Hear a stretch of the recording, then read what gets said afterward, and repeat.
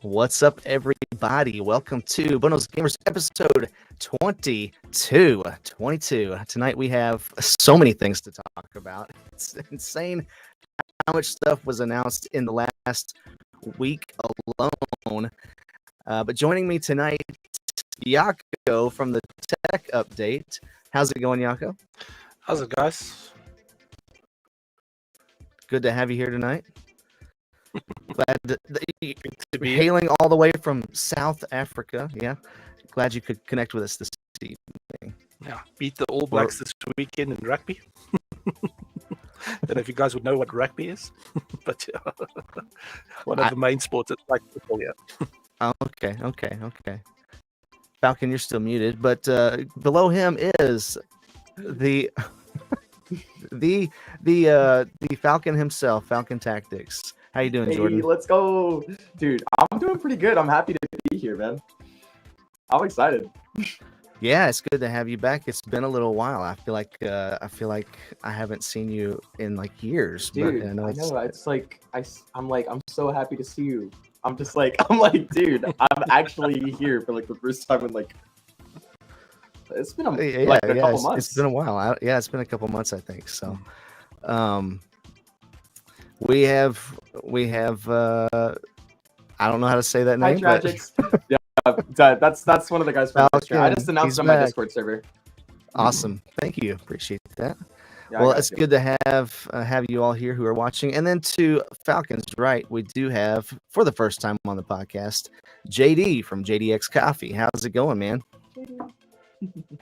Oh, what's up? How are we doing? See, he remembered to unmute his mic, unlike me. Yeah, it was a close call, but you got there. I saw there was no movement of my sound bar, and I'm like, oh, okay, I'm not gonna embarrass myself too much on the first try.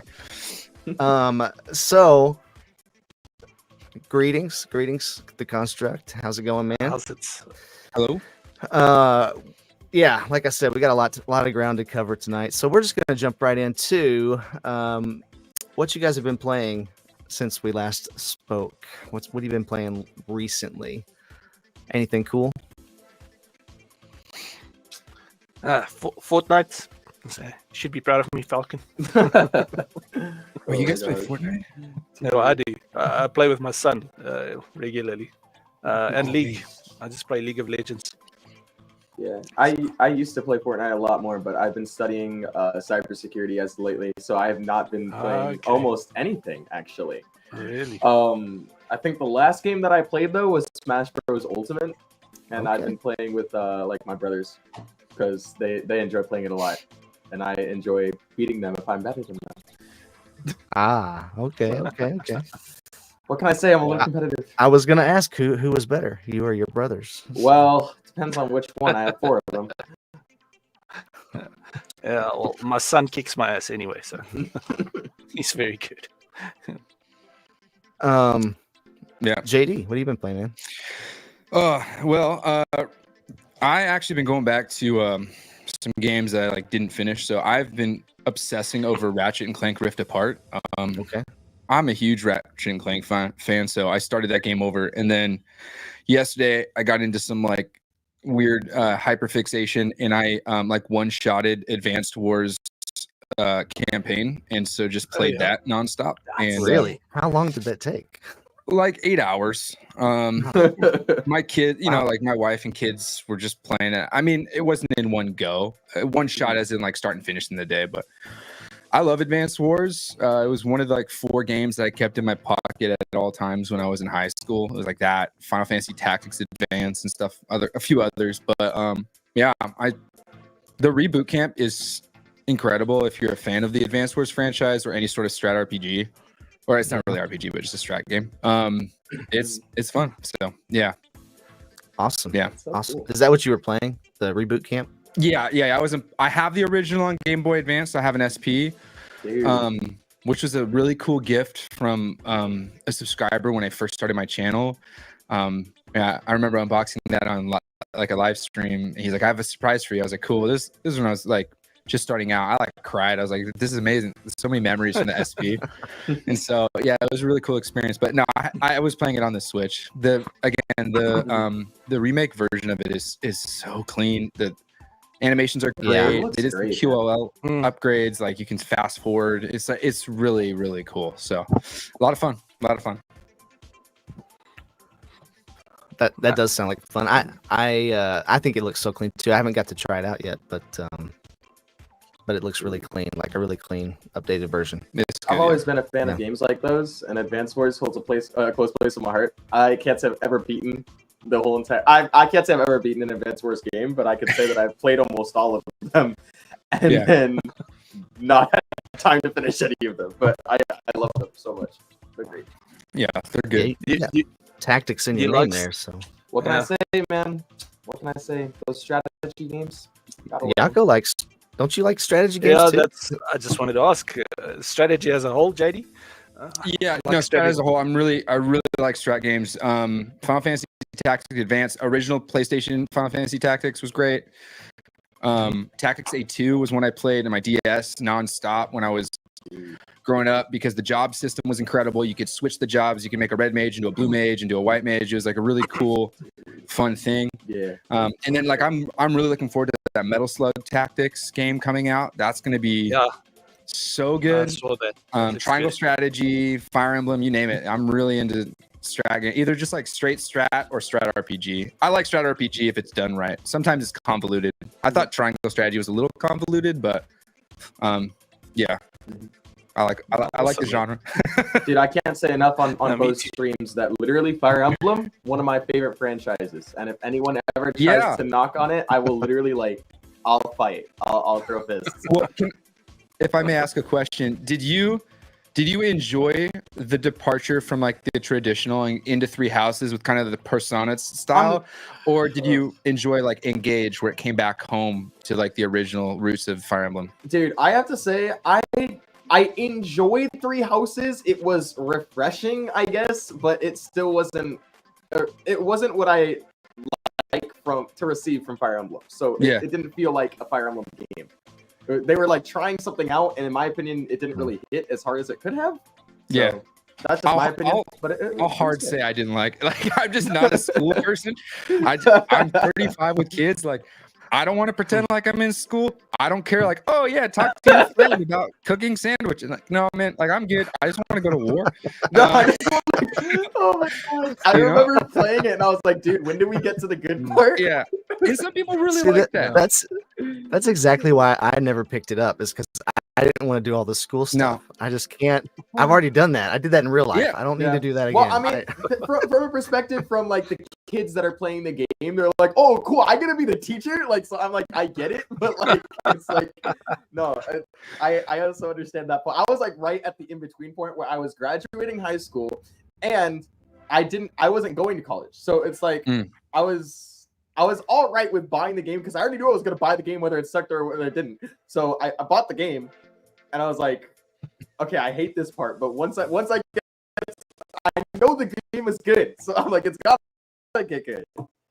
It was good. I didn't finish it. I couldn't handle it. Engage I don't though. think I finished it either. Engage was incredible. Dude. I really, really liked Engage a lot because it took you back through the history of the whole franchise with the different characters, and that was really cool. Dude, But, I still haven't gotten it. My goal was to buy it, but I haven't gotten my I haven't gotten my job yet for cybersecurity, Mhm. and so I just haven't had the money to put down for it. So I haven't even watched anything on it either. Like You're I was good. like, dude, I watched the trailer and I was like, I'm going to get this. it's a good game, but you're good, man. Like you'll be fine. There's plenty of other games to play. You probably have a ton you haven't Oh, finished yet, so you're Dude, good. I'm chilling, bro. Our family is like a bunch of old retro games. We have a bunch of new Oh, games nice. too. So I'm like, we've been like you were talking about how you were playing the Final Fantasy. What was it called again?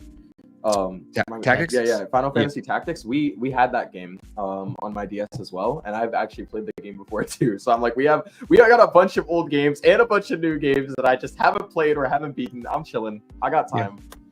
So yeah, me too. It's bad. I could never buy a game again and not replay everything that I own right now, probably, and take the rest of my life to do it. Man, it's crazy. Yeah. And then a lot of what I do on my channel, of course, is like these little handhelds, and they usually have a lot of games on. I was going to ask you about that. dude, they're just all on an SD card. I just don't understand how they do that and not get it. Like, I guess you can't track these things where they come from. Well, I mean, okay, so they're starting to change some things because this one came with a bunch of Nintendo games, but like no Mario. They never come with Mario. No, they never do. No, they never come with Mario. But I also just got this one yesterday. This one is from the same company. That's the new one. Yeah, it's the one that's been out of focus. Is that the amazing OLED? No, this is from Amber Nick. Oh, that's right. But it's super clean. I mean, it feels really good in your hand too. But they just came out like a month apart. This one has Nintendo games. This does not have a single Nintendo game loaded on it at all. Whoa. And so I'm wondering if they're finally like they're just like going to steer away from all of that. Wait, so you're telling me they went mine? That's the SP. Yeah. So these are the same chipset. Okay. Yeah. Dude. But wait, so you're telling me they went from a console with like almost all Nintendo games to a console with absolutely zero Nintendo games? Well, no, it's got like a bunch of Sega stuff on it. It's got like arcade machines. It's got all kinds of stuff on it still, but it used to have Nintendo, Super Nintendo, N64, Game Boy Color, Game Boy Advance, like a bunch of different things, and all of those are gone off of this latest one. So Nintendo's becoming down hard on emulation as a whole. They sure are. They closed down the Switch emulator. One of the big sites where you can get ROMs, they got onto them and they had to remove around 3,000 Nintendo Sega titles. So unfortunately, I was going to ask about that one, Bo. The 40XXH and the V. Nice. Yeah.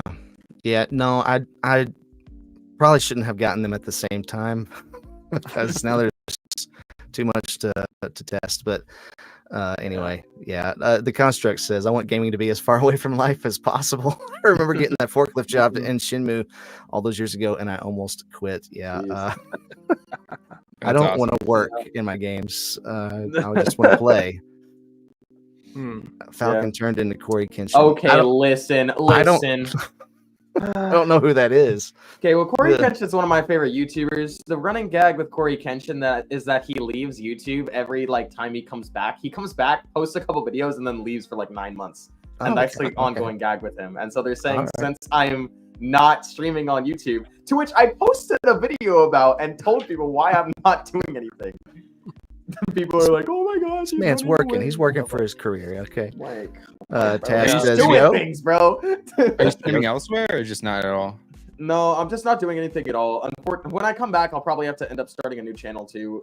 That's something that I didn't talk to my community about, but it's that's probably what will have to be done because YouTube just harbors down really hard on if you're not being consistent for a long amount of time, and then you basically have to rebuild that consistency for the algorithm of YouTube and before they actually start sharing out those videos again. On top of that, my content when I was growing my channel has been a wide variety of things, which is also not good for YouTube. Gaming wise. So I'll probably just end up having to start a whole new channel in general, but we'll see. Yeah, we'll see. Yep. I'll figure out more of that as I actually get my certifications. So that's the goal first. But you're working on something new, and that's what we're going to talk about tonight. We're going to talk about new things tonight. New things. Everybody likes new things, new shiny things, right? So there's been some. Actually, I don't even know where to start. I guess I'll start here. Today, Apple I don't usually talk about Apple stuff on the podcast, but we did get an announcement about the new iPhones, new Apple Watches, that kind of thing. And I'm going to share some stuff here. Just a second. Share. Here we go. Add stage. All right.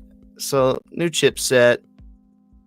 And really the only thing I want to say about this is that it's an improvement over last year, obviously, but we're getting a 20% faster GPU since last year and a 15% faster CPU. And they just talked very briefly again about how they're trying to get AAA gaming on their mobile devices, which is honestly really impressive. Like, obviously, it's not going to look as good as a gaming PC because we're talking about a mobile chipset running off of a battery. But it's to be expected. But the fact that it's a 3 nanometer chip that has hardware accelerated ray tracing, and that's 2 times faster than last year's hardware accelerated ray tracing on a phone that you can play Resident Evil on and Assassin's Creed and Death Stranding is kind of impressive, I think. So there's the first new thing. I don't know if anybody wants to comment on that, but I just wanted to point it out real quick. I mean, it's good for the industry as a whole. Apple's never been big on gaming, so the more Apple users that can game, the better, I guess. And just the advancements with the hardware, it's good. It's impressive. Yeah, I think competition is good, right? Too, and even if they never break fully into the gaming space, it makes everybody else check themselves, I think. So I appreciate that. Another thing that we got recently that's new is Star Wars Outlaws, and I'm sure everybody rushed out to pick up this game and play it. Anybody played it? Not yet. Was that a joke? A little bit of a joke. I want to show this wonderful little trailer here. Go ahead and mute it while we look at how awesome Star Wars Outlaws is. They did not move at all. I'm thoroughly not impressed. She's dead. They didn't move at all. So I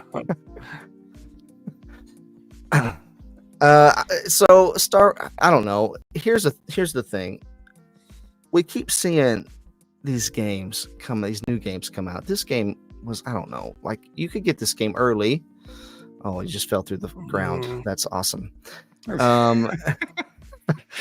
that Pokemon Violet ground. What am I looking at? You can't take your weapons with you out of that tower, apparently. Oh, yeah. That's a crazy mechanic that happens. So, sorry, I don't interrupt. No, you can interrupt. It's fine. Okay, so you don't have weapons in the game other than the ones you're given. You can pick up any weapon that you want to pick up and use it, but the second you mount, climb, or do anything that interacts with the environment, you'll auto drop the weapon. Right. And so are you serious? That's a mechanic that's baked in. I don't know if it's intentionally supposed to be as bad as it is. So weird. I don't know, but you basically won't inventory the weapon. The choice to do that, I'm not sure what the choice is, but yeah, pretty crazy. So in that clip, she was just in a vent, and they couldn't find her. She was just right there. They lost her. They couldn't find her. Bro, I'm sorry. We keep seeing these games come out, and this early pay for early access thing is starting to become a trend, I feel like. But you pay $30 or $40 extra to get it, 3 or 4 days early. And then the games are just broken, and I don't understand. Like, they can't keep doing that. I feel like you're ruining the reputation of your company by doing that. And this one in particular, they said they sent out an email on the launch day that said, "Hey, you need to delete your save file because there's a glitch that's going to cause you to get stuck in the game. So you're going to have to start over." And like, bro. Like, can you imagine if you played that for, 8, 10, 15 hours already, and then you get that email. Yeah. Like, I would be so mad. And you paid extra Yeah. to get it early. What is And- happening right now? Dude, I'm And- so sad. Are you serious? Are you... it should be better, eh?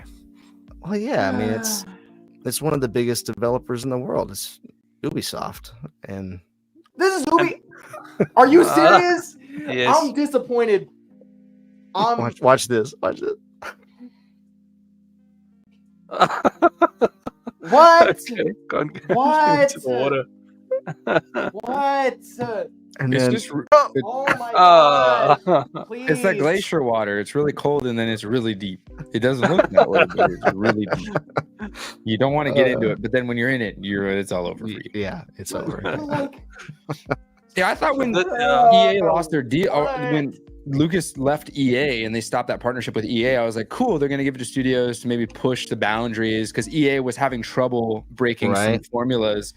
But, you know, what we see here with Ubisoft, I'm like, dude, I never thought that, like, I'd want EA to take back over.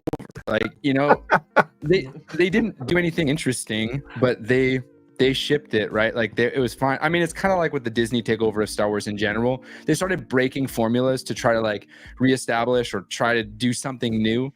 And it's like, there's a formula that exists for a reason. This franchise is pretty locked and loaded in like the games. I mean, if you want to break the formula a little bit, you get Jedi Fallen Order, but even that was an EA kind of thing. So yeah, Right. it's yeah. Well, I mean, we're not getting KOTOR. Survivor came out last year, Jedi Survivor, you know, and it had some issues at launch, but not like this. And No. that was a really good game. I mean, just absolutely excellent game, I thought.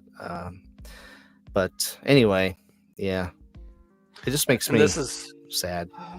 Yeah, It this is should. It should comparison make you to- sad. yeah, and it's in comparison to Black Myth Wukong now, right? Oh yeah, Because it No, launched literally. together with that. So, and everybody's crazy about that.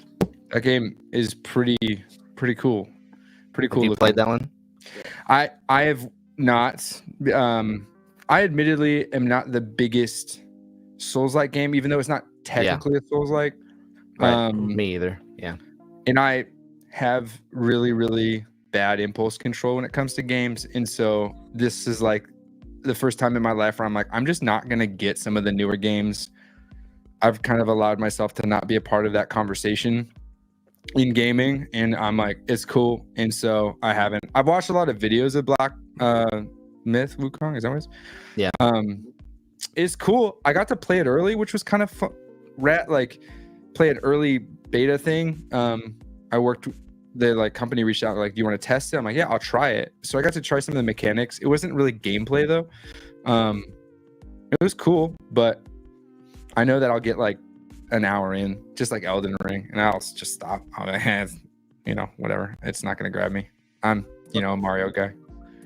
Yeah. Yeah. Oh, Yeah. What was really funny to me is in one of the trailers, he actually pulls the staff out of his ear. And the first thing that came up to me is Magic Q-tip. Yeah. Oh my goodness. But yeah, the gameplay looks good. JD found his people. Yeah. I agree. Yeah. We're glad he's here. This came out a couple of weeks ago. This actually is something that looks kind of good, in my opinion. Dude, believe it or not, I haven't watched the trailer yet. Yeah, I haven't. A video game based movie that has sequels that actually are successful. Right. Yeah. It is. Yeah. It is. Yeah, I think you're right about that. Until I'm Super Mario Bros. 2 comes out. That's what I was about to say. Yeah. Like That that movie one. was incredible.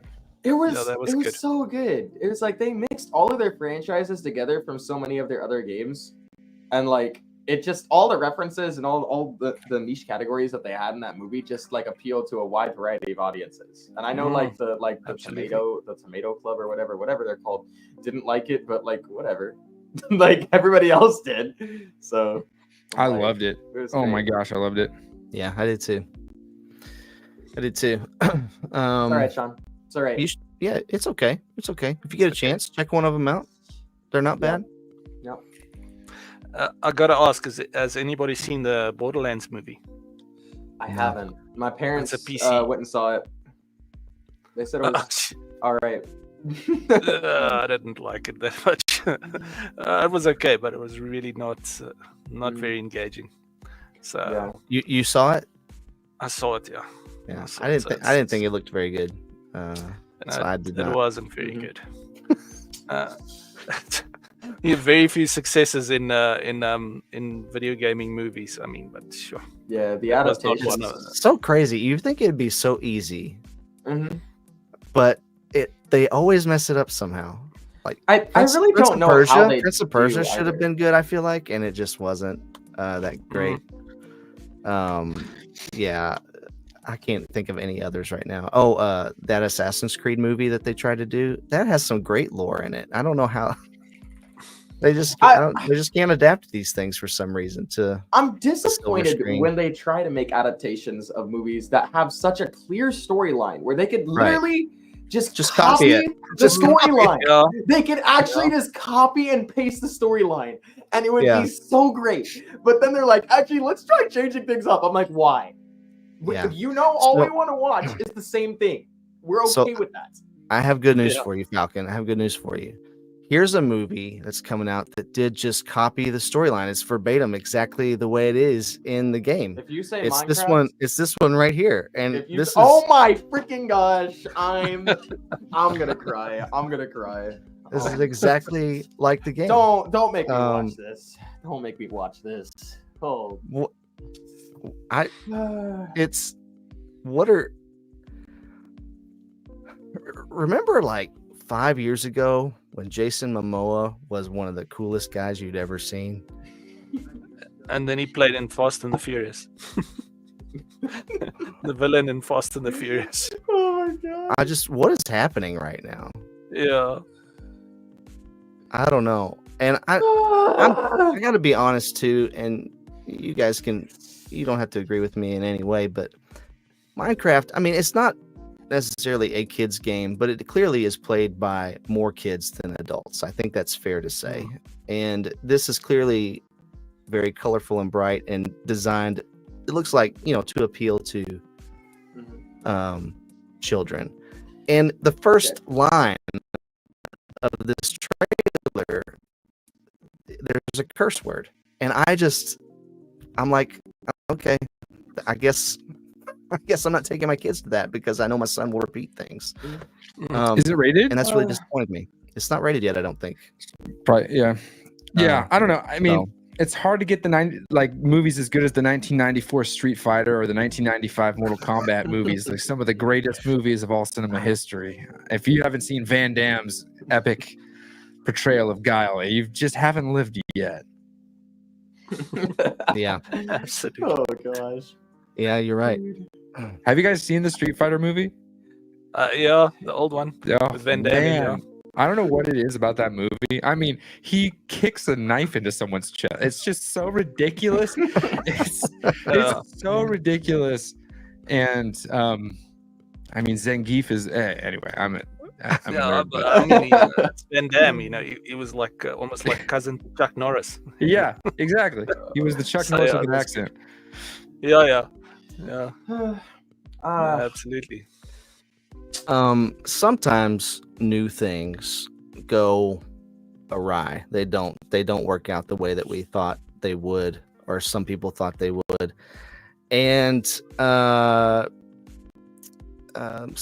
Sean here has not seen the Street Fighter movie. It's all right, bro. Pop I'm some not gonna lie, I haven't popcorn. either. Sit back, invite your whole Pretty family old, over. I'll have to watch it now. Don't I'm like not even if it's horrible and you're totally joking, I'm still gonna watch it. I have to watch the whole thing. It's one of those movies that's like, it's not good, but it's enjoyable to watch it not being good. Just like old Yeah. school, like I'm okay with that. I have Yeah, so many no, movies it's in my campy. entourage like that. it's really and, campy. Dude, bet.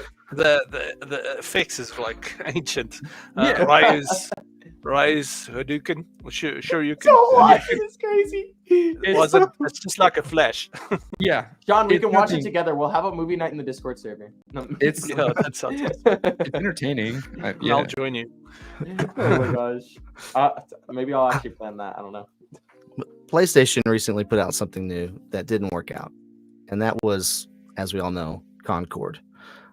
Concord came out, and it just wasn't jiving with people, and they shut it down after 2 weeks of being on the market. Spent hundreds of millions of dollars on that game, developed over 8 years, and the generous estimate of how many copies it sold is 25,000 copies, which is not much. Not very good. We saw the numbers on Steam. It was extremely low, less than 1,000 concurrent players. It was around 700 concurrent players, and that was on the opening weekend. So it wasn't working out. So they pulled the game. I don't know yet. It hasn't been announced yet if they will make it a tax write-off and it will just be gone forever, or if they will try to revive it. The rumor right now is that they're going to try to revive it and bring it back as a free-to-play game. They refunded everyone's money for the game who bought it, which is interesting also. It's kind of almost an unprecedented situation, especially from a first-party studio.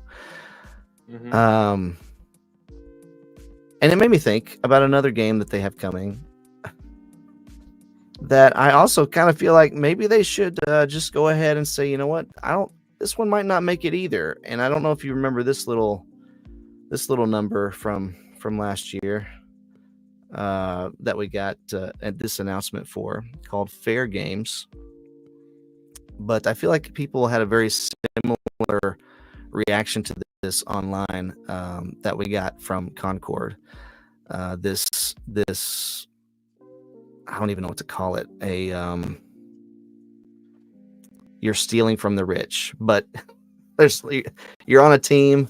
It's a squad-based heist game, I guess, but you're competing against other teams to get the loot. It reminds me of the finals so far. Your little your presidented explanation. Yeah, so it's just a CGI trailer. We don't see any gameplay, but I don't know. Lame. Anyways, sorry.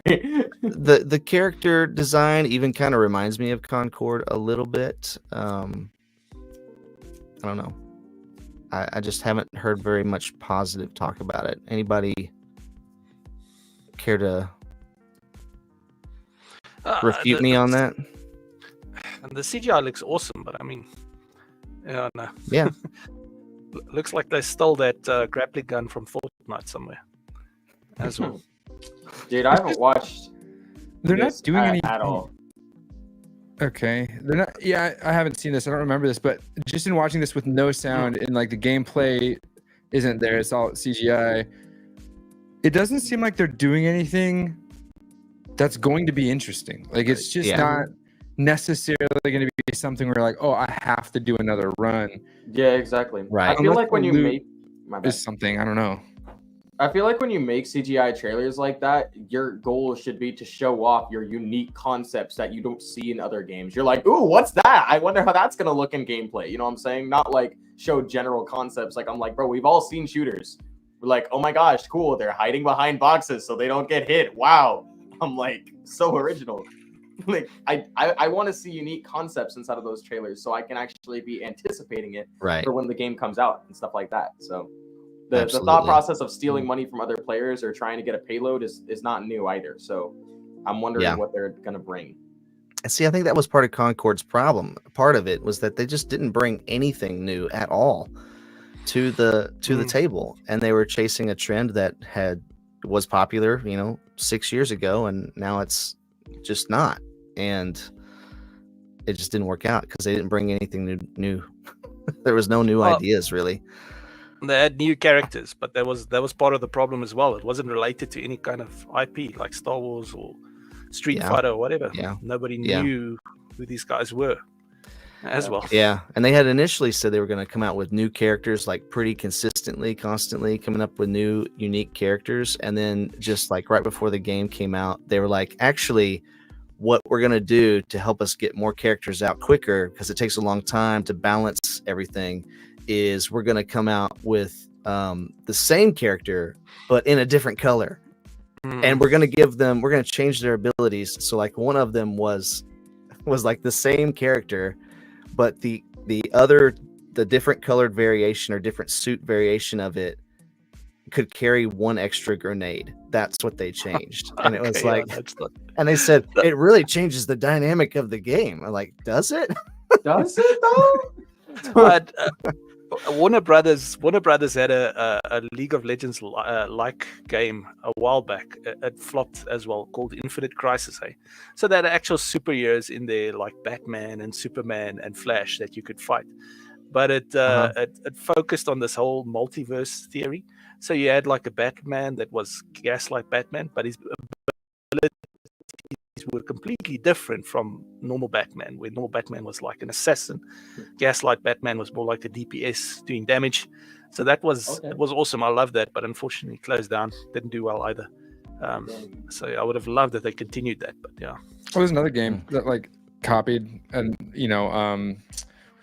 they didn't copy. They kind of copied Valorant, Rogue Company. Oh, Rogue Company, yeah. And I liked Rogue Company. It was a 4v4. They had some abilities. They weren't as crazy. And I was like, this is tight. And the game just got a lot of support at first. And then people just kind of like fell off of it. And I tried playing it again recently. And I'm like, man, this game like it's fun, but it just isn't bringing. You can't top the big dogs. Like we got Valorant that has so much support. We have Overwatch, which I think is more popular on PC, but there's a console world there too. Same with Valorant, I suppose. But then Fortnite, which is just a juggernaut. And then Call of Duty, of course, which nobody loves, but everybody plays. And so, you just can't crack into that place. And every time we see like the Concords come in, they try to do it, they fail. I think they lean too heavily on having a social statement anyway. And then like other, the different games that come through, they're trying to do what these games are doing, but like saying, oh, but we're different because we wear a different colored hat. And it's just like, dude, like, cool. Like, and Concord lost, I don't know if it's confirmed, but like an estimated $250 million. Like that game is crazy. Like, well, Sean, you may say you like COD, but do you? You may say you like COD. You know what I mean? Oh my gosh. Like, and Battlefield. Now that's a good one. Okay, Battlefield's cracking. Yeah, I like Battlefield. At any rate, yeah, it's crazy to see these games come in and do this thing. I don't know. I feel like right now the industry is going through a really hard fatigue. And these games have 8-year lead times, 10-year lead times. They drop massive budgets, hundreds of millions of dollars. And they're like, well, we can't sell the game for $70 and try to recoup our costs. So we're going to try to make it like semi-live service to make money back because, hey, look, Fortnite does it. But you just can't do it. You just can't. You can't imagine. The whole model has gotten so messed up because, it wasn't like this 20 years ago. No. And I don't want to be that old guy saying, well, back in my day, it was so much better. But oh my gosh.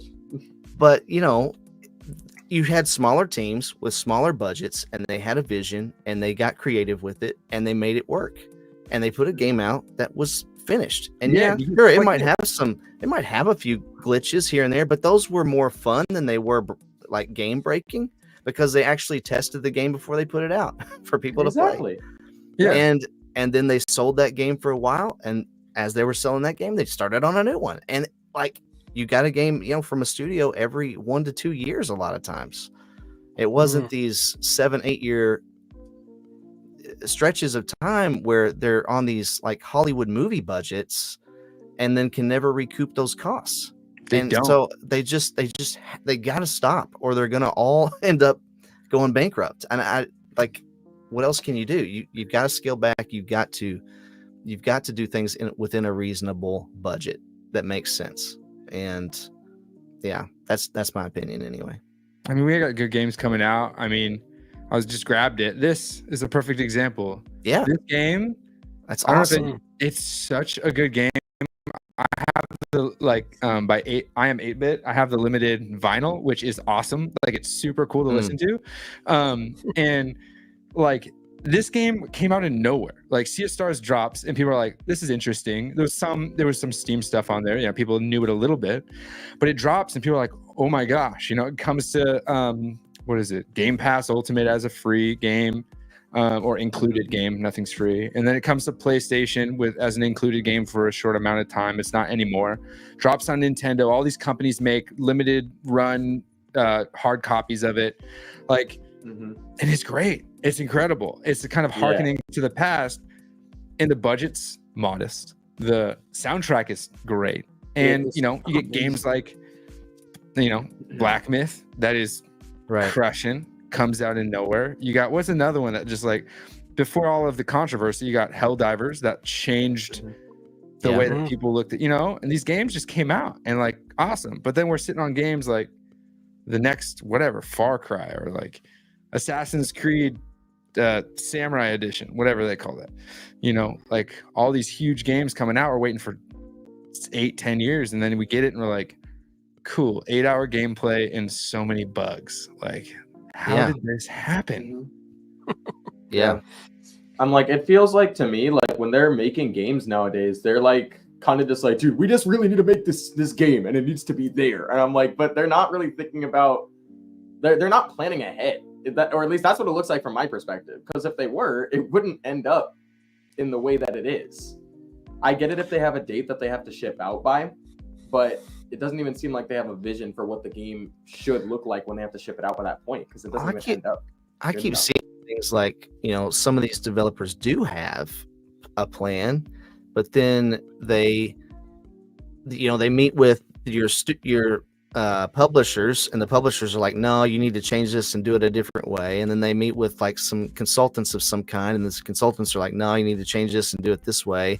And then the vision for the game gets convoluted and pulled apart and picked apart, and it starts going in different directions. And then I think that's some of the problem too. That's coming from a corporate background, that's a big part of the problem when you've got a big corporation and a lot of input from different sides. Can really trip you up, because I'm assuming as a developer they've got this direction that they want to go in, but they can't because marketing said no, you've got to do that or this, or or the CEO wants this done. Or exactly. Well, all the CEOs want all the games to be Fortnite level of live service so they can make $1 gazillion. The problem is not many of them actually play games, I think. Yeah, that's part of it. And part of it is what the construct said. I think he's referring to live service. He says they've run out of audience. You can't walk into an ice cream shop and try to sell ice cream. And that's true.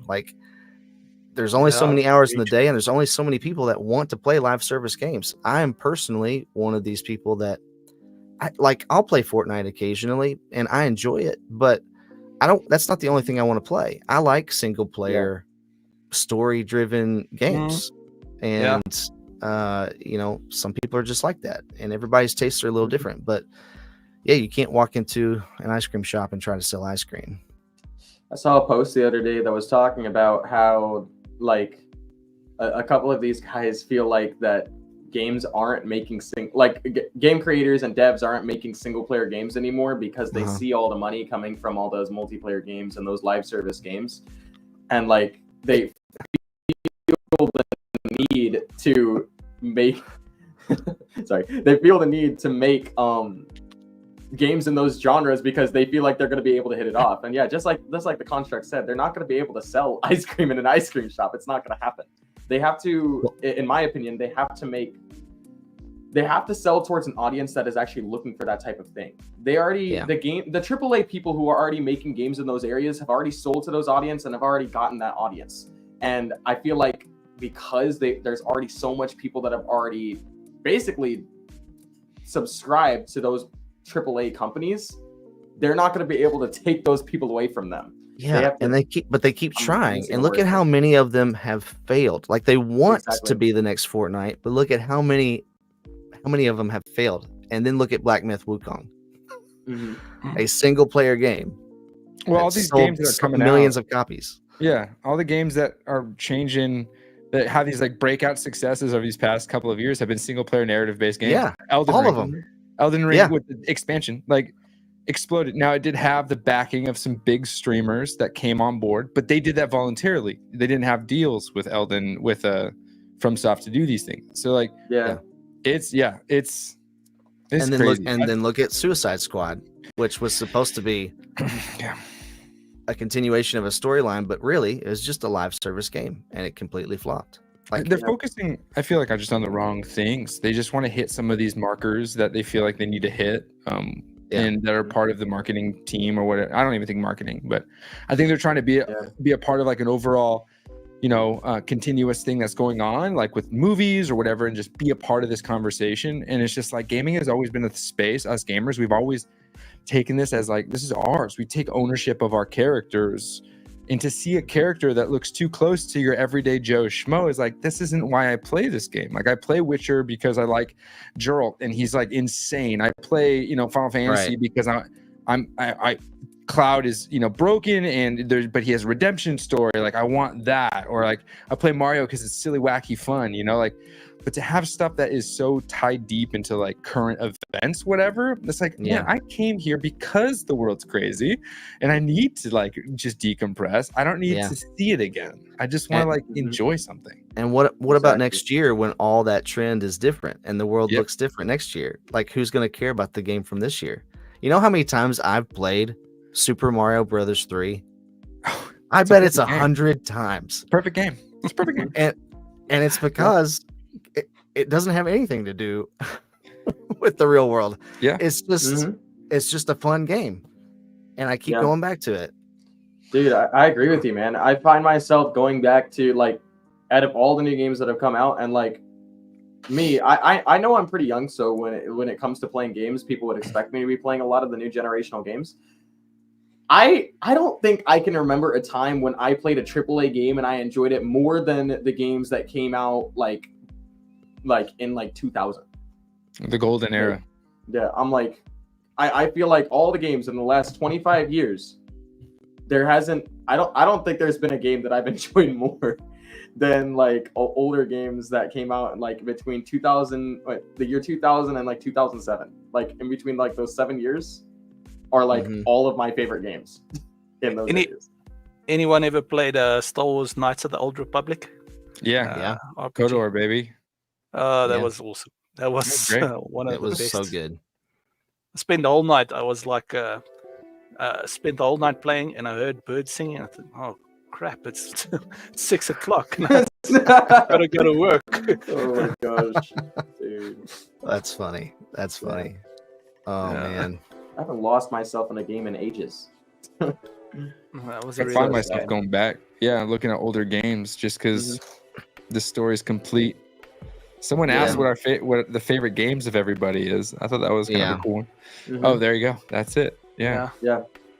Sean, I have to say that my favorite game, like I have to list two because they're actually both in different categories. One of my favorite games is for the Wii. It's called Naruto Revolution 3: Clash of Ninja Revolution. Anyways, so there's that one, but most people don't know what that is. So the other one that I have is Fire Emblem Path of Radiance. That's also one of my other favorite games. Just because the story was so great. I love the gameplay concepts in it. And like I said, at heart, I'm already a strategy gamer. That's just what I like to do. So it was fun, man. Those are the types of games that I enjoy playing. Recently, though, I've been playing Zelda. I've been playing Twilight Princess. Okay. That's good. Echoes of Wisdom look pretty good. That looks fun. Dude. Yeah, no, definitely. I have some questions about that game, but we'll have to save that for another time, I think. It comes out pretty soon, though. Oh my gosh, I forgot. Yeah, Resident Evil 4, the original. I played that one a whole bunch of times. No. That one's crazy. Super Mario Bros. 3 is probably my favorite game of all time, if I'm being honest. Super Mario 64 is pretty up there. I was huge in Perfect Dark back in the day. I'm really excited to see what happens with this new Perfect Dark game. Hopefully it's good. I was encouraged by the trailer that came out this summer. I don't know. There's a lot. We mentioned Far Cry earlier. I like the original Far Cry. I'm not big into horror games, but those mutants that they had in there, You're playing late at night and you walk into this forest. They've got this music playing. Yeah. You know, some of these things are somewhere there. I enjoyed that. Yeah. For me, my favorite game of all time is Super Mario World. I can play that game forwards, backwards. I love that game so much. I play it quarterly as like a refresh. Just kind of sit down and spend a couple afternoons just going through that game. But contemporary, if we're talking like newer AAA titles, a game that taught me about myself was actually Final Fantasy VII Rebirth. That game, for some reason, was like a really powerful game. Yeah, it was pretty cool. So that was great. I haven't played a game for more than 80 hours, and I can't tell you when. In that game, I logged 86 or 87 hours in that one. Very, very good game. I'm also a huge Arkham fan. Well, a huge Batman fan, but the Arkham games, I'm actually playing through Arkham Knight right now. I just started it a couple of days ago again. Yeah, I just like his tenacity. Like he's so he will not give up. Like he's going to save everyone and do what's right no matter what, and it doesn't matter how many people stand in his way. Yeah, I like that. I haven't finished the original. Want to do that. Got out of RPG gaming a little bit, but I played Horizon Zero Dawn, and that's got me anchoring for more of that type of gameplay. So I was thinking of going through the whole Arkham series as well again. I heard Forbidden West was good too, the sequel to Zero Dawn. It looks, I haven't seen much, but yeah, I would be excited to play it. A very good storyline. What are you playing on? PC mostly. Oh, okay. Yeah. I think it has a PC port, if I remember correctly. Just recently dropped a PC port on Steam. I think it was pretty recent. Yeah. Yeah, it's just a bit expensive. Waiting for the Steam sale. Yeah. That is. Yeah. Yes, that is true. Zero Dawn's good though. It's a good game. Yeah, very good, very good. I you know what hooked me in that game is that in the very beginning you're like a little girl still, and you are crawling through the wreckage of this, like you fall into a cavern, a hole, and you're kind of going through this like old building or something, and there's an audio recording in there that I found as I was going through trying to find all the little things where somebody was singing a verse from Amazing Grace. And I was like, it was like kind of creepy, but it was in there. I was like, okay. And I don't know. I just like couldn't stop playing it after that until I finished it. Yeah. One of the things that I liked about Far Cry 2, it's based in Africa, so they actually had some of the gamers talk in Afrikaans, my native language. So that was very funny. Just to hear that, in a game, in a AAA title at that stage, very old game, but that was awesome. That is awesome. Well, I want to switch gears a little bit here because we got JD with us tonight, and I just wanted to talk to him about what's going on in his life and with his channel and his YouTube journey. So JD, would you mind telling us like why did you start a YouTube channel, or what's the origin story there? What was your goal in all of that? Yeah. Cool. Well, first off, thanks for reaching out, man. It's cool to be able to meet other people in this space, especially other creators and gamers and parents. That's always nice. So I started my YouTube channel like a super long time ago. I think it was before I was married. I actually started YouTube, so probably like 2014 or 15. And I was vlogging because I, of course, just like every other youngster in 2014 and 15, wanted to be the next Casey Neistat. And so I watched every single vlog of Casey's, and then I really started to like Peter McKinnon's work, what he was doing on YouTube. I think that was more 2016, 17 time. And I was just obsessed. I couldn't get enough. I didn't realize that people could do this like they did, because the only vloggers I knew was like the family vlogger Shay back in like 2007, 8. And so I was watching this and I was like, this is super cool. I want to do it. So I started vlogging, and it never went anywhere. I think I got to like 65 or 70 subscribers or something like that. And I was like, cool, 100 videos, 100 vlogs. Didn't move. And then I was at the time working for Apple. I worked there for a few years. I was at the Genius Bar, getting yelled at by people for not fixing their stuff. And so I was working there, and I'm like, cool, this is like, of course, one of the biggest, if not the biggest companies in the world. There's some job security there. And then 2020 happened, and I was like, oh, even the big boys can fall. And so I got sent home. And when I got sent home, Apple, one of the few companies that didn't furlough, they didn't cut our pay. In fact, for like 3 or 4 months, they just paid me my full 40 hours a week and didn't ask me to do anything. They're just like, we're still trying to figure out what to do. And so they just gave me every employee got paid fully. So if they were part-time, they'd get paid 25 or 30 or something hours worth. And then if you're full-time, you got your 40. And accrued vacation, it was really weird. And they just paid you. And I was like, cool. Still, there's a lot of uncertainty here. And then at that point, I'm like, I got some time on my hands. I'm going to start making YouTube videos. I must be the only one who wants to do this. 2020, the birth of every YouTuber. And so I started making YouTube videos and streaming because I really wanted to do it. And I had a Nintendo Switch and a PlayStation 4 that was really, really good at collecting dust. And so I was like, I'm just going to make a tech channel at first. And so I had a trailer I made that was just about gaming and tech. And then my buddy came in and he's like, you want to play Mario Kart? And I was like, yeah. And that was like my trailer. And then from there, I'm like, I'm going to stream twice a week because I've always wanted to try streaming. And so I just streamed. I deleted a save file, Breath of the Wild, and I started playing Breath of the Wild. And as I was playing Breath of the Wild, people showed up. They started coming back. It was cool. And I was like, this is kind of tight. And then it started to grow. And I was like, whoa, this is really wild. And then I hit 100 subscribers. And I was like, holy smokes, this is crazy. And then I was like, let's start using YouTube Mind. And so I started doing YouTube courses with Think Media. I was a part of their program, and I paid to be a part of their program. And it was really cool. And so I learned a lot from them. And one of them was to research, and I did research. And that was around the time, this was like 2021 now.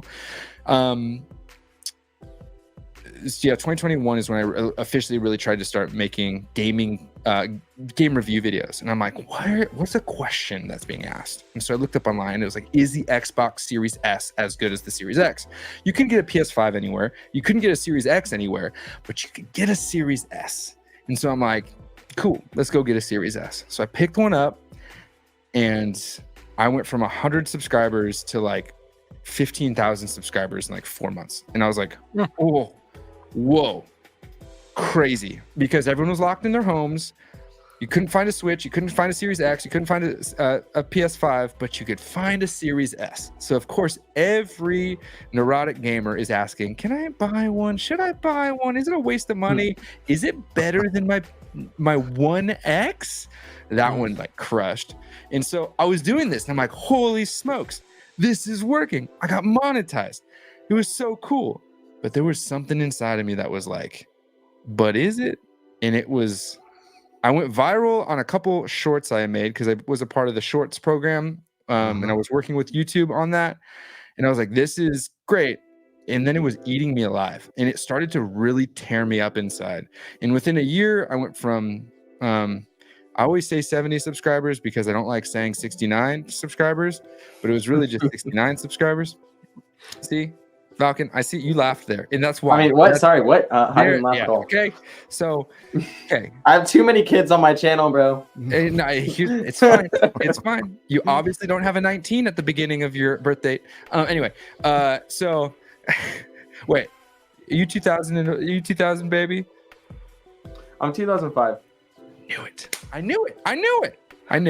No, hey, for you to say that you're playing a newer game and it's Twilight Princess and you're from 2005, You're one of us, bro. You're one of us. Hey, let's go. You're I'll one of take us. that. He's an old soul. Yeah. Dude, that's Yeah, he- bro. Bo's had people on here who have tested me before. They're like, "Wait, you know what that is?" And I'm like, "Yeah, I do." yeah. I'm like they're like they start naming off a whole bunch of old TV. That's- Anyways, dude. anyways. That's good on you, man. You're in the right era. That's the right era. That's when Yeah. games are complete. Yeah. At any rate, yeah, it was moving, it was grooving, everything was going, but there was something a part of me that was just like it was eating me alive. I didn't know what it was. I was just like, this is kind of weird. I was posting like 2 to 3 videos a week. Every single one was doing well, but I'm like, there's just something missing here, right? I started to like watch back some videos I did back when I was vlogging, and I was like, there's an element of myself that is just not here. So I started to weave myself back into it more and more, and it was working in some ways. But then I was like, this is so like, oh, buy this, buy that, get this, get that. And I'm like, I don't really want to share that. Like, there's no part of this. Now, mind you, behind the scenes, I had a kid. My kid was turning 1. My wife had gone back to work. The world was still kind of in crazy times. We're still trying to navigate through it, right? Society doesn't really know how to go back to normal after something like that. And I was like, this is crazy. And then we had our second kid. And on our second kid, I'm like, there's a mismatched focus. There's a desire to be recognized in this space, and not a desire to be a servant or a good steward of the gifts that I've been given. And so at that point, I decided it's over. I'm done, right? And that was in November of 2023, right? This is 24 now, so 2023. I was like, I think I'm done. I'd been praying a lot about it. It has been just like, my wife and I were like, yeah, I mean, if you're not into it, I just couldn't handle it. The comment section was weighing me down. I just couldn't do it. And so I had left. And gaming as a whole lost its luster. Everything was just like bland. I just couldn't do, like, I was trying to cover things and I just couldn't handle it. I ended up hating the Xbox Series S. Anytime I brought it up, I was like, I just don't want to talk about this anymore.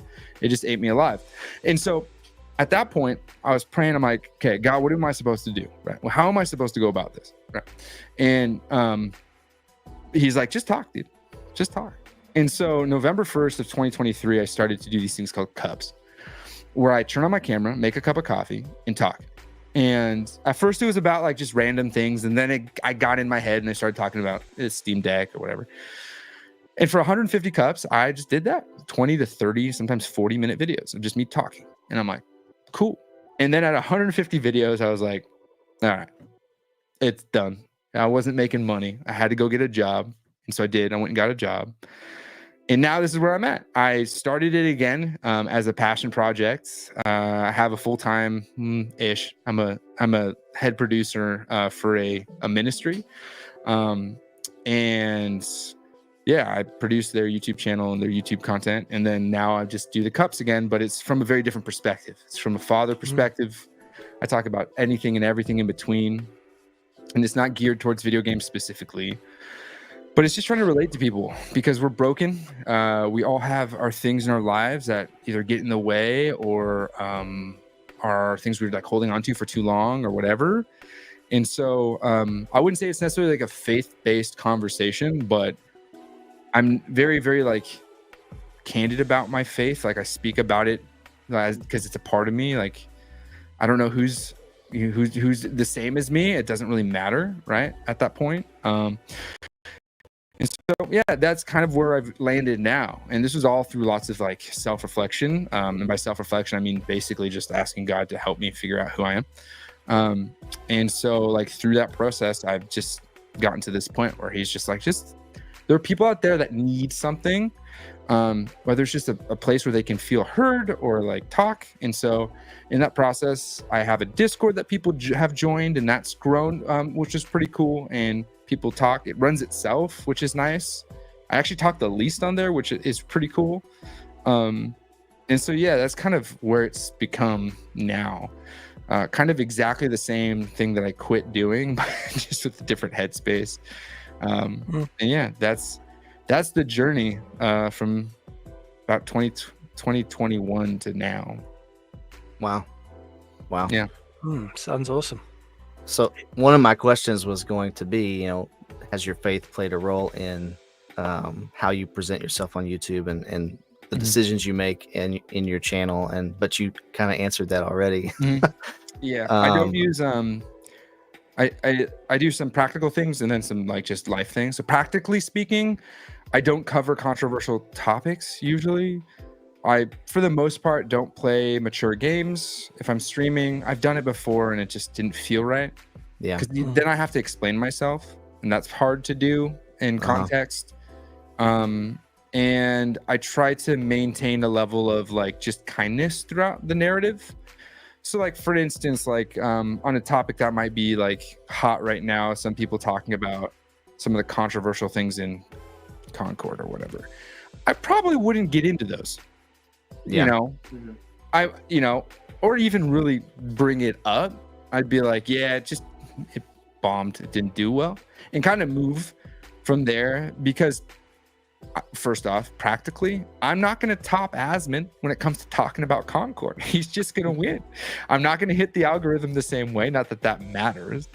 And secondly, I feel like the audience that has started to kind of gather very, very slowly and modestly around what I'm doing is kind of at a point where they're like, yeah, we know. we just kind of want to like focus on what's good. Yeah. And, you know, we live in a world that is hurting, right? Right.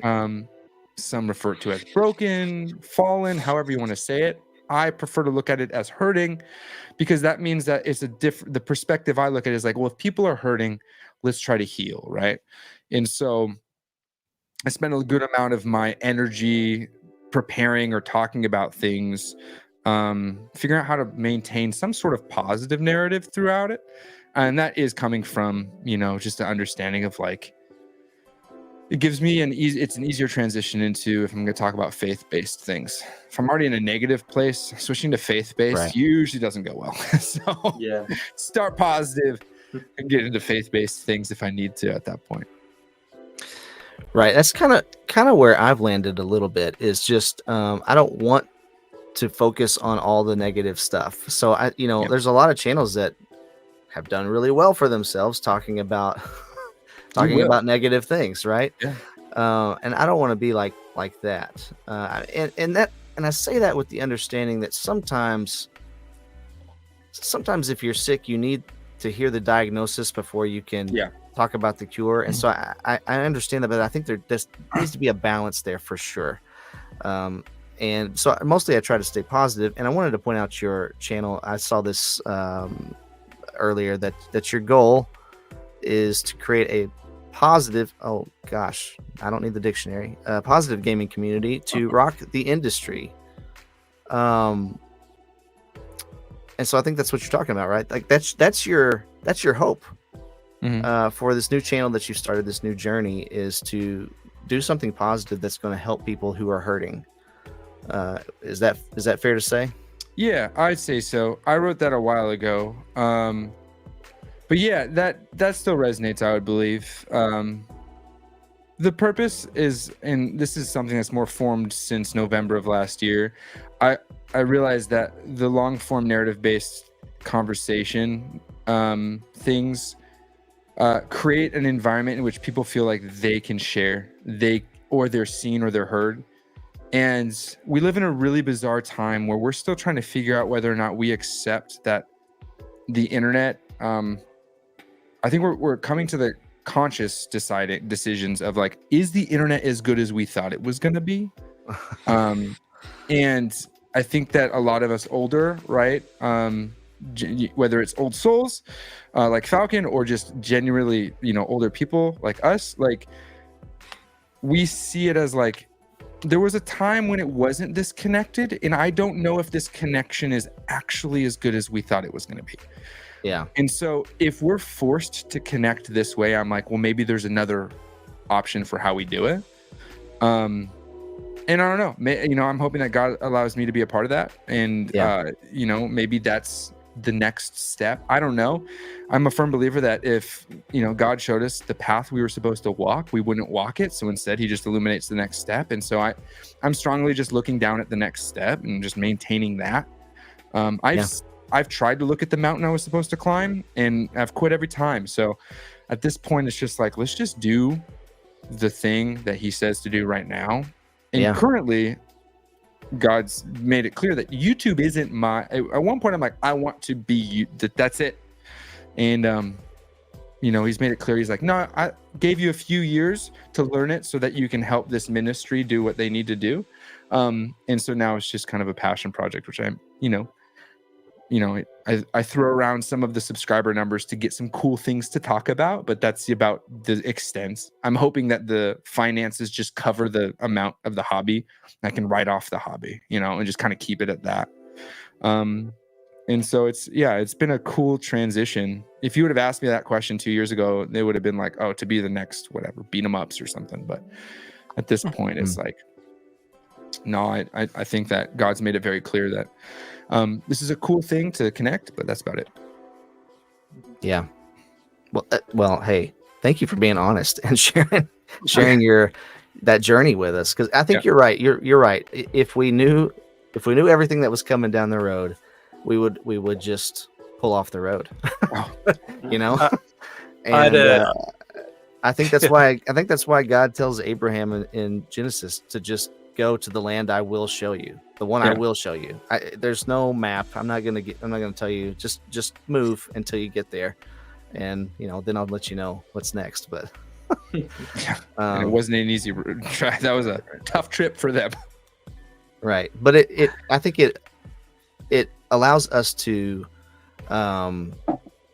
continue to make God the center of what we're doing and to fix our eyes on him, and because we need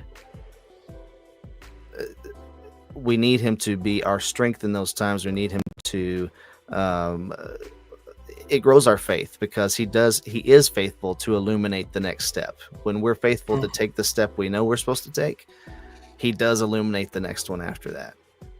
And even Psalms talks about how the word is a lamp unto my feet, right? Well, we're talking about lamps from 3,000 years ago. They didn't illuminate very far. Like they're not car headlights, LED car headlights. They're lamps that you're holding in your hand, and they're just pretty much illuminating what's right in front of you on the path. And I think that's really how we are meant to live.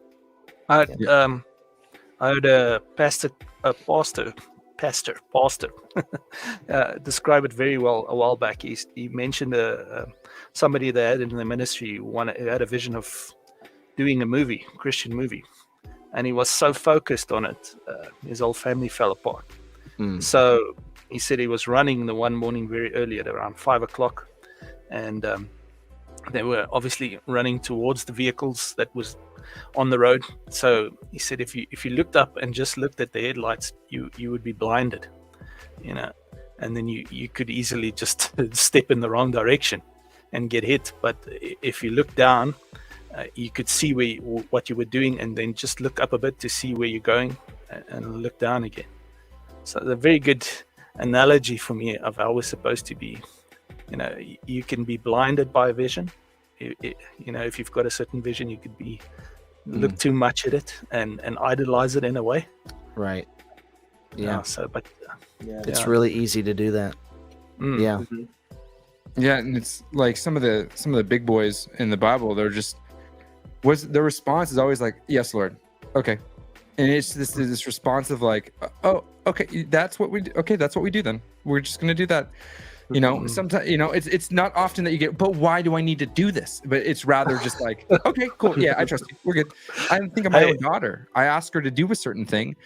And though she does ask why a lot for certain things, I'll be like, hey, if I'm to throw my daughter's 3.5, or no, actually she'll be 4. She's almost 4. I can throw her up in the air and she believes, I mean, it's true, but she believes that I will catch her. She understands that Dad is going to catch her.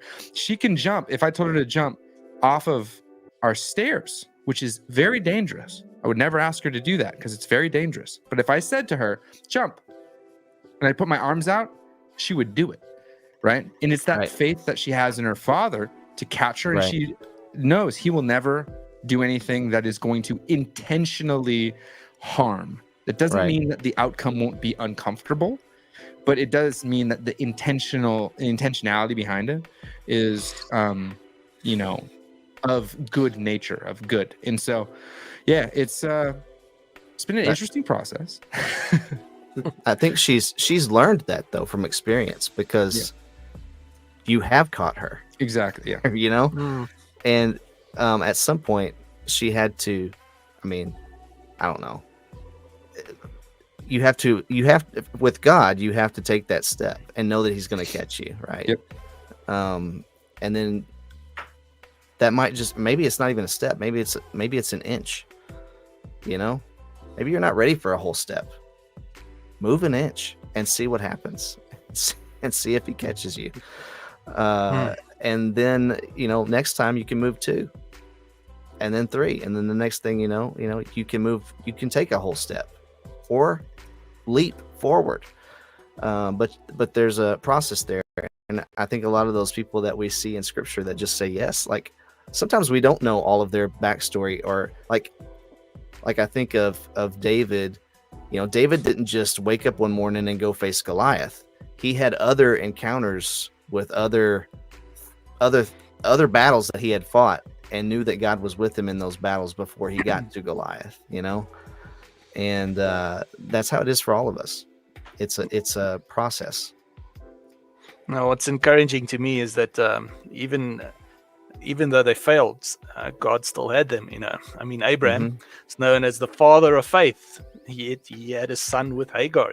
He doubted. He doubted the promise at one stage. Yeah. But God still had him. And David messed up with Bathsheba, but God had him. So that's very encouraging to me. The disciples are also very flawed people, but God used them. So yeah, it's very encouraging to me, especially when you mess up or you feel like you're not doing well. Yeah. Dude. Yeah, my dad always reminded me. He goes, God doesn't call the qualified; He qualifies the called.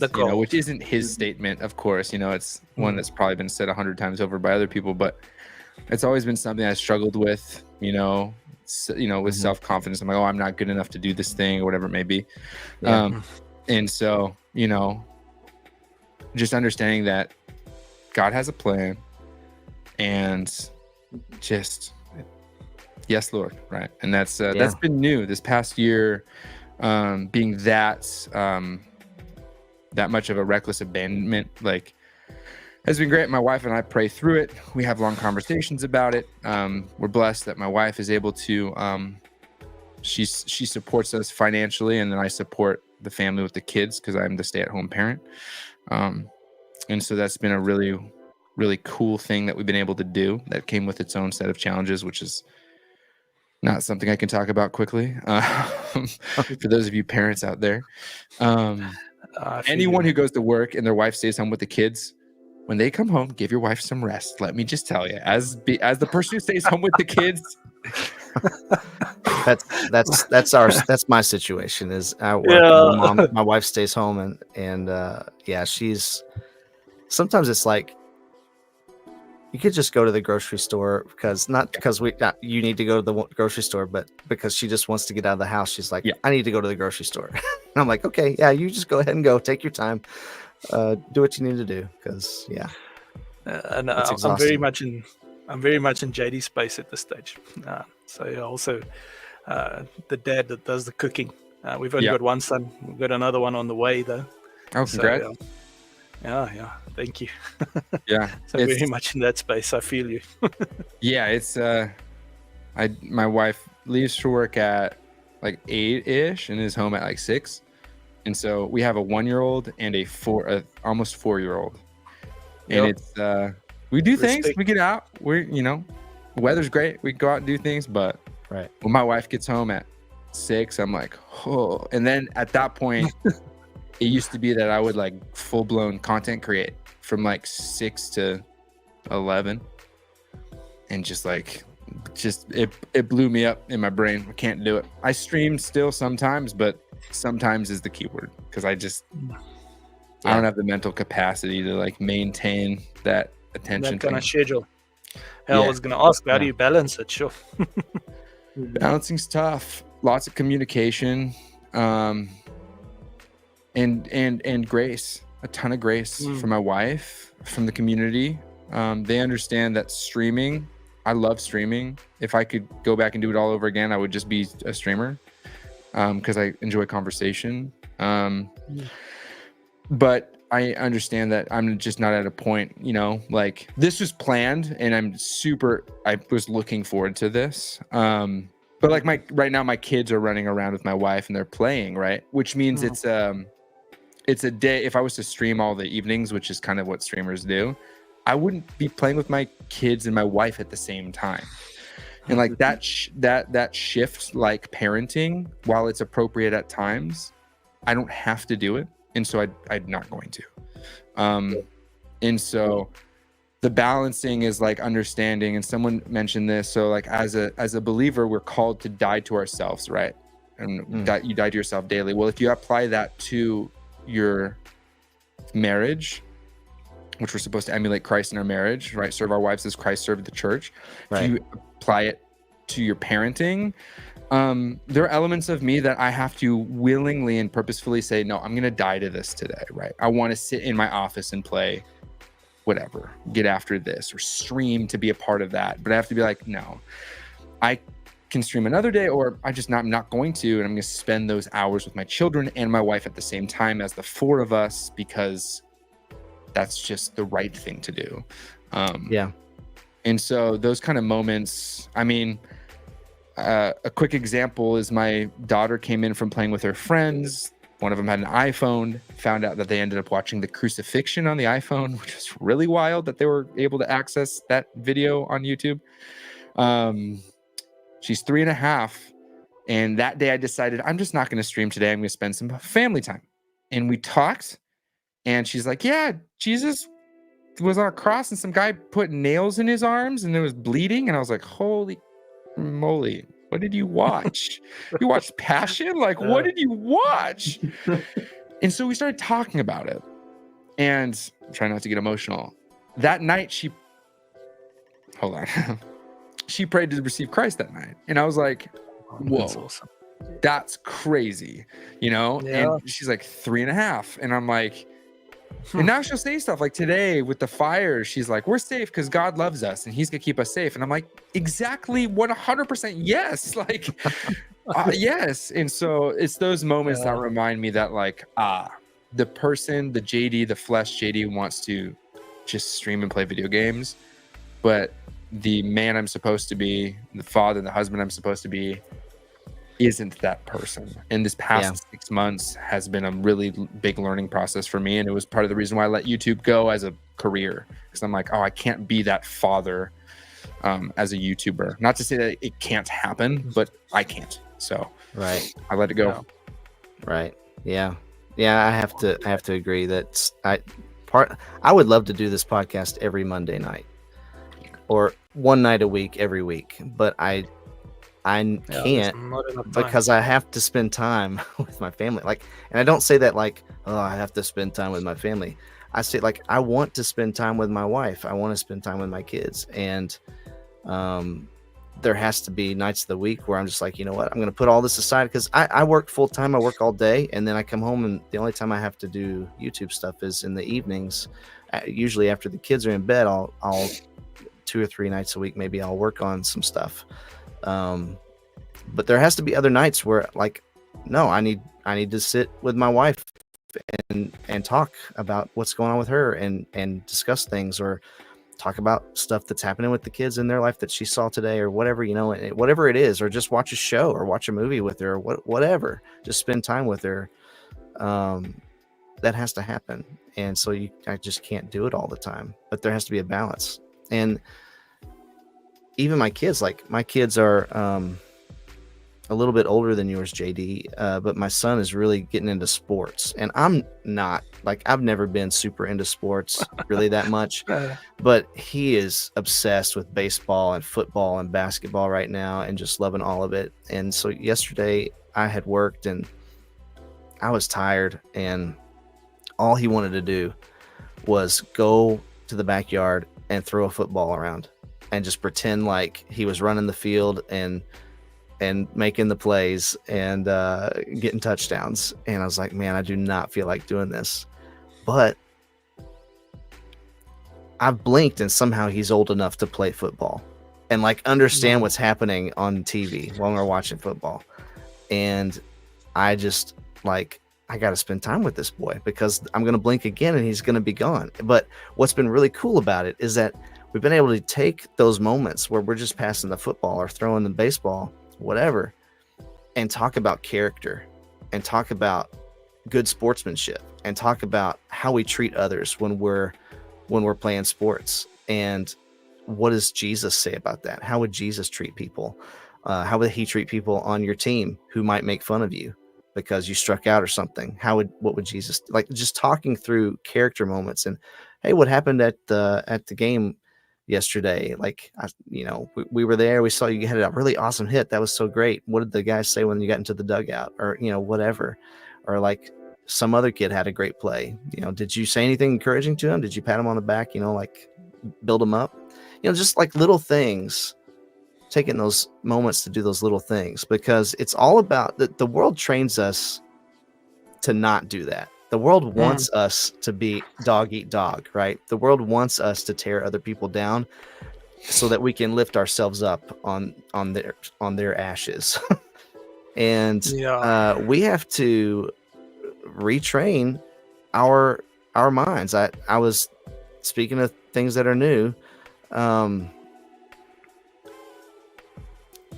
Romans 12:2 says this, and do not be conformed to this world, but be transformed by the renewing of your mind, so that you may prove what the will of God is, that which is good and acceptable and perfect.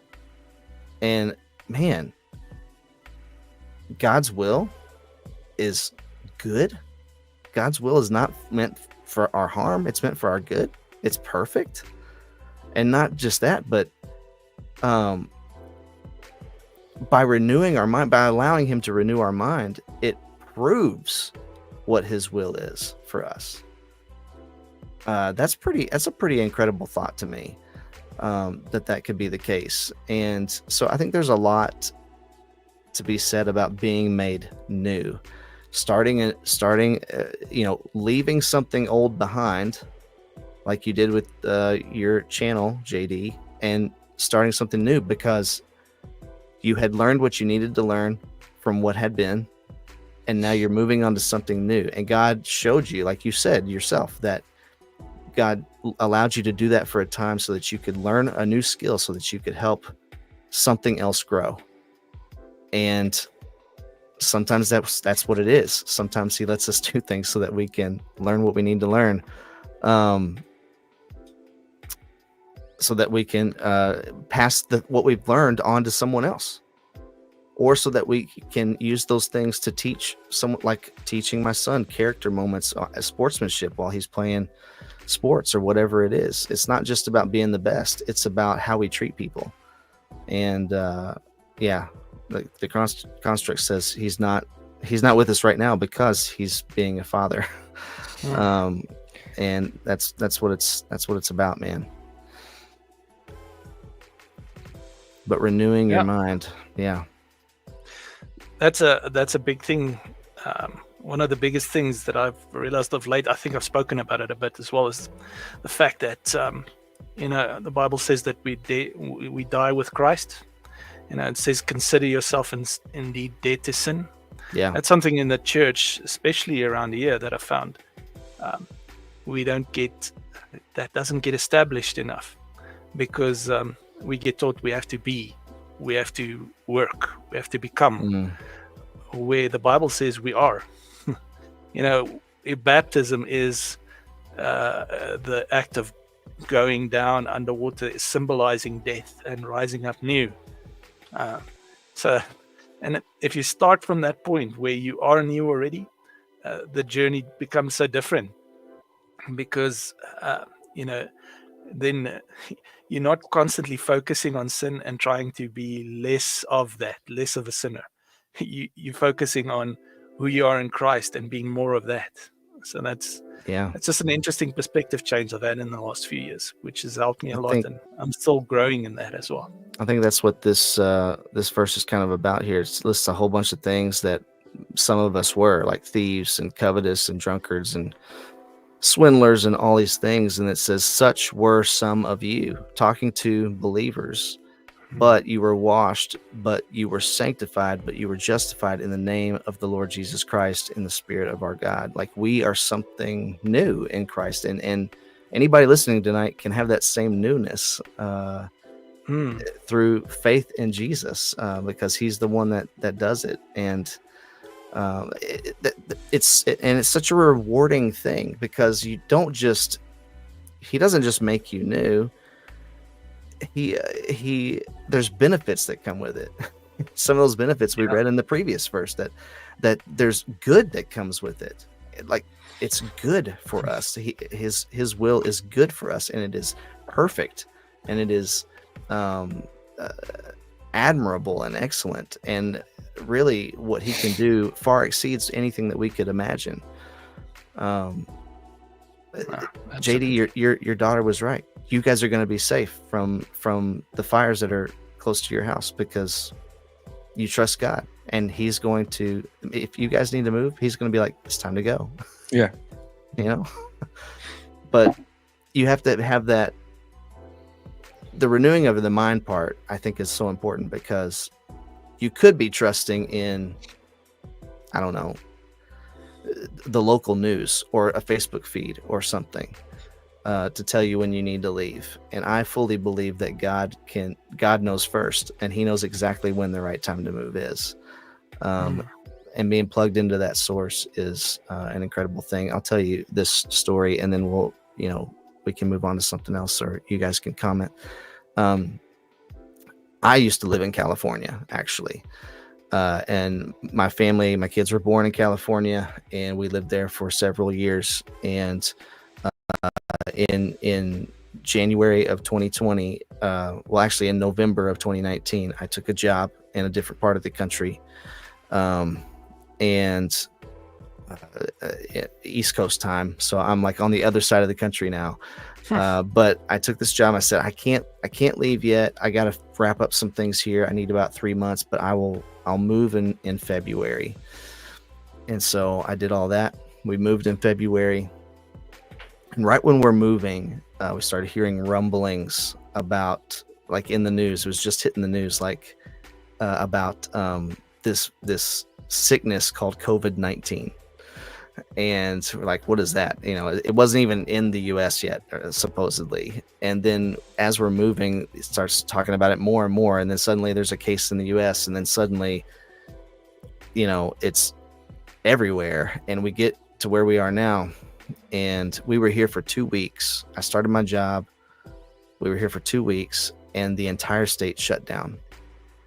And I can pretty much guarantee you, looking back, that if I had stayed where I was, I think I would have been laid off. And California is pretty expensive, and we didn't really have too much of any kind of savings. I don't know that we would have been able to leave the state if we hadn't moved when we moved. We were in danger, and we did not even know it.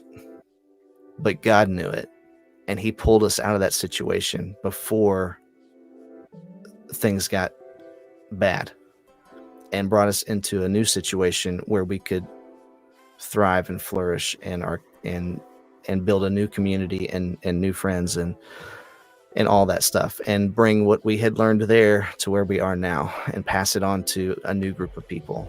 And so yeah, all that to say, he knows what's best, and his will is good, and it is perfect. Amen. Anyway, it's a brief part of my testimony. Yeah. How many kids do you have? 2. 2? Yeah. Yep. Yeah. And how many kids do you have, Falcon? Did you notice that I wasn't saying anything the entire time? Oh, come on, you gotta make up something. You strike me as someone who has Okay, okay. This is not. I haven't actually released this information to the public, but I actually have 5 kids. No. I don't. No, I don't have any kids. But I went on my first date the other day. What? Oh, And you didn't call me? No, I wasn't gonna tell anyone because we're not in a relationship. It's like, And now I you've told the wasn't- whole world. yeah, now the whole world knows. Oh no. Yeah, well, none of my IRL friends watch anyways, despite me meticulously sending these streams to them. They just don't care about I'm me. sorry. That's okay though. how did the date go?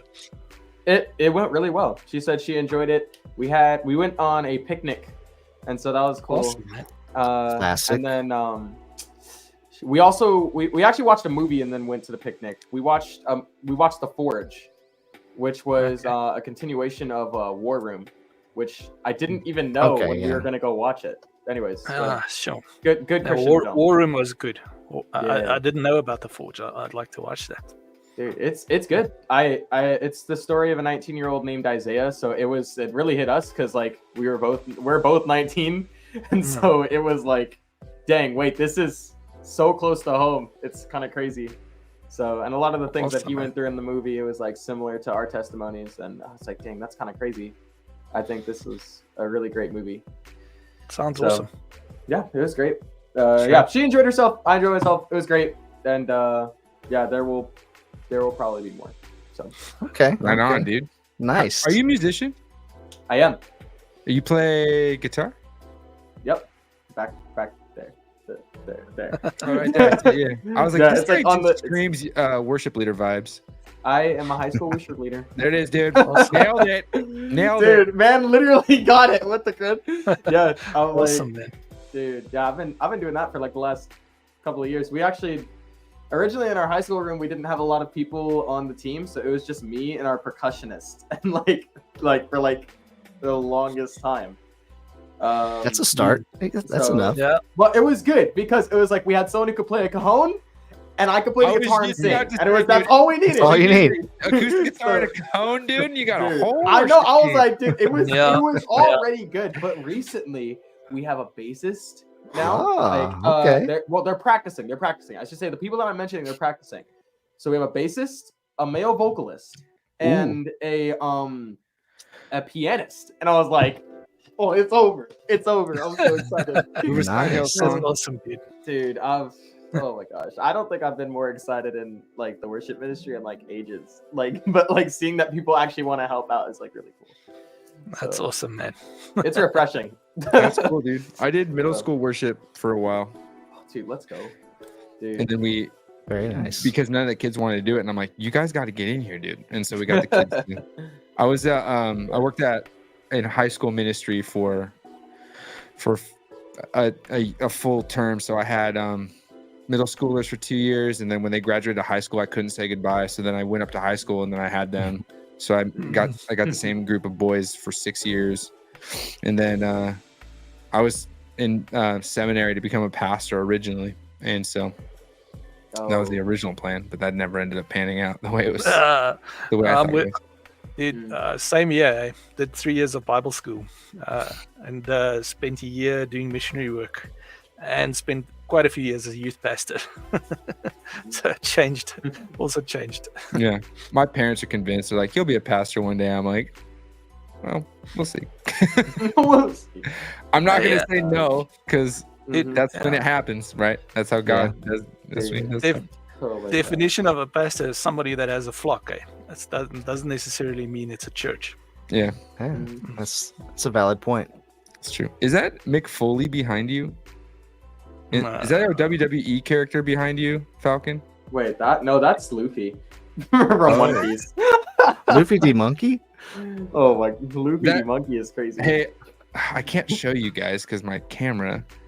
Over what I'm looking at right here is 107 volumes of One Piece. Ah, My man, Wow. let's Wow. go, Right here is every single volume of Naruto. dude. I thought you were gonna say that you don't like anime, and I was gonna cry. And I was like, No, I was like, no, that's okay. Dragon Ball. What's right here is Dragon Ball Z. Uh. I have Super and Berserk. I got a Dude. lot. Yes. I can't say I've read a lot of manga, but that's I watch anime too much for my own good. Well, I can't watch anime because I don't have the attention span for it. It's tough for me, and I do so much screen time with editing that I don't want more screen time. And so recently my buddy was like, yo, you know that 100% of anime is adapted from manga, not the other way around. So if you read the manga, you could keep up with anyone who's talking anime. And I'm like, really? He's like, yeah, dude, if you read One Piece, you'll be able to talk One Piece with anyone. You'll know the whole story. You won't be missing out on anything. Exactly. And I was like, well, that's great know that. because all my friends watch anime, but I just don't want any more screen time. So I started reading manga and I've become obsessed. And so that's like, awesome, man. I don't watch it because I just don't want to watch TV. No, I got you. Yeah, I'm like, normally I think actually in like the last 3 years of my life, this has been but before after I graduated high school, and I shouldn't say after I graduated high school because it really started before then, but I haven't been watching anything. I haven't been playing anything because I've just been focusing on like YouTube, on my devotional life with God, and then on Growing your church. beard. Oh. Yeah, no. I'm not growing a beard, bro. I don't think it's happening. It's not going on. Yeah, I know. It'll grow, but I don't want to go through the patchy phase. Anyways, not the point. Okay. Have you guys ever heard of the Archangels series of comics? Oh, dude, Archangel? Actually, yeah. I think I have. Look that up, I think man. I have some of them. I've got a collector's of the fall, where they kind of draw the fall of the devil, of Lucifer. It looks the animation, or the not animation, The artwork. the artwork is awesome. And they've got a whole series, well, not a whole series, probably about 10 comics where they've got the storyline of angels and the demons. Yeah. Very much. It's comic wise, from a Christian perspective, I love it. I actually have that box set. I have that box set. Dude, that's Yeah. For, all the archangels. That's awesome. Mm-hmm. Yep. If you've ever read Frank Peretti's stuff, This Present Darkness, and it's a book, but it's all based on like what's happening in the background spiritually when the Christians are praying and that type of thing. They have angels and demons as characters in it. It's awesome. I'll have to look that up. Admittedly, this is a new thing that I've been doing, but yeah, pretty obsessed with manga right now. Yeah. Very cool. Well, real quick as we wrap up tonight, other new things is there were a lot of rumors going around this weekend, last week, about Nintendo's finally going to announce the Switch 2. I don't know if you guys heard any of those rumors that they were going to announce it this month, that they're finally going to announce this thing. Oh, we've been hearing rumors for too long. Well, Too long. September's month. And apparently it came out today that apparently what is actually going to happen is that they're just announcing a new holiday bundle that's going to come with Super Mario Bros. Wonder. And that's great. I don't think personally, I was going to look at some articles, but it's fine. We don't have time. I don't think they're going to announce this thing. They said they will announce it before the end of this fiscal year, which ends on March 31st of 2025. I don't think they're going to announce this until March of 2025. Personally, I think I honestly, and this has been my belief since they said that, it's a 2026 holiday release. You think so? I think so. 2026. I think they'll announce it in March and it will come out in September of next year. But you could be right. I mean, it's anybody's guess, really. Yeah, and when I say holiday, I really just mean that time period, that September through November kind of thing, getting ready for holiday. Because as parents, if our kids are gonna get that Switch, we're gonna buy it in October. I've never understood why they traditionally have released new consoles in November, because then it's impossible to find for the holiday, because you sell out of that first run of consoles and then it's just gone, release them earlier for your fanatics and sell out of them, and then have a second run or whatever, more production units ready to go for the holidays for the parents who that just makes so much sense to me. But Well, if we're leaning into rumors, one of the big ones, which I'm hoping is true, is that they're taking so long because they're trying to produce basically an unsell-outable amount of copies of this. yeah, thing, I've heard that too. Yeah, which would be great. I don't think that number exists, but yeah. How do you think the Switch 2 will do? You're a big Switch guy, right? yeah, it's the best. It's the greatest console. I think. That's tough. I'm not gonna say that. I'm gonna say that it did something to the gaming industry that will never be unmet. No one knew they needed a hybrid console. No one knew it. No one knew they needed a console that could do three things: have controllers that turn into a controller, have controllers you can automatically give a friend, or that had the ability to be docked. No one knew we needed that. And now you ask any gamer, and I'm using like a high percentage, really, like 80% of gamers, it's all they need. Yeah. It's required. Steam Deck, Well, Lenovo Steam Legion has Go, a dock now. Asus Legion ROG Go has a Ally dock. X. Yeah. Wait, All of what? these, Yeah, that's so cool. they need this type of hybrid ability because life changed when the Switch happened. Yeah. COVID reaffirmed that type of lifestyle of gaming was needed, and now gamers as a whole look like normal people that go outside, touch grass, and bring their gaming consoles with them. And so the idea, even with the portals coming out, the idea of being able to game anywhere at any time because of life has been so big and a part of this. And I say that when it comes to the Switch 2, that the Switch 1 is perfect, right? Sure, it's underpowered, but it does everything. If you go back and watch the original ad spot for it, they put it down, they picked it up, they passed the controller to a friend. The only thing on that commercial that we've not seen is putting multiple Switches together to have like a train go through like 4 screens, which they showcased like Mario Party, like putting all the screens of a Switch together to make a big board to look at, to have like a multi-display, which never happened. But other than that one technicality, they did it. There's no other gaming console that's been able to deliver on the promise than the Switch. And so I'm a huge fan of the Switch. I think the Switch 2, all it needs to be, and I really hope that this is all they do, is they just make it better. That's it. I know. They need it. I think that they're more. I would like the rail system to be a little bit more robust. Like I'd like the Joy-Cons to feel better. I would like the form factor to be like this. Maybe not these colors, although these colors are super cute. But like this with like the mobile pad, like this is great. With if they made it like grips, this, nice I agree with you. I think that was like the biggest complaint when the Switch first came out. They were like, "Dude, these remotes are so weird." That's it. That was about it. Well, for kids they're fine, but for adult hands, it is hard to hold for very long, and the sticks are just too small. But it's an awesome console. It's an amazing console. All they have to do is increase performance. I agree. And every single Switch owner will buy a new one. I think you're right. Not every single, but plenty. I mean, I think you're right. I don't know one person that owns a Switch right now that wouldn't upgrade for just performance alone. If they said, okay, now it's going to play every Nintendo Switch title at 60 frames per second. Yeah. Great. I'll buy it. I'll replay Top K at 60. Great. I'm happy.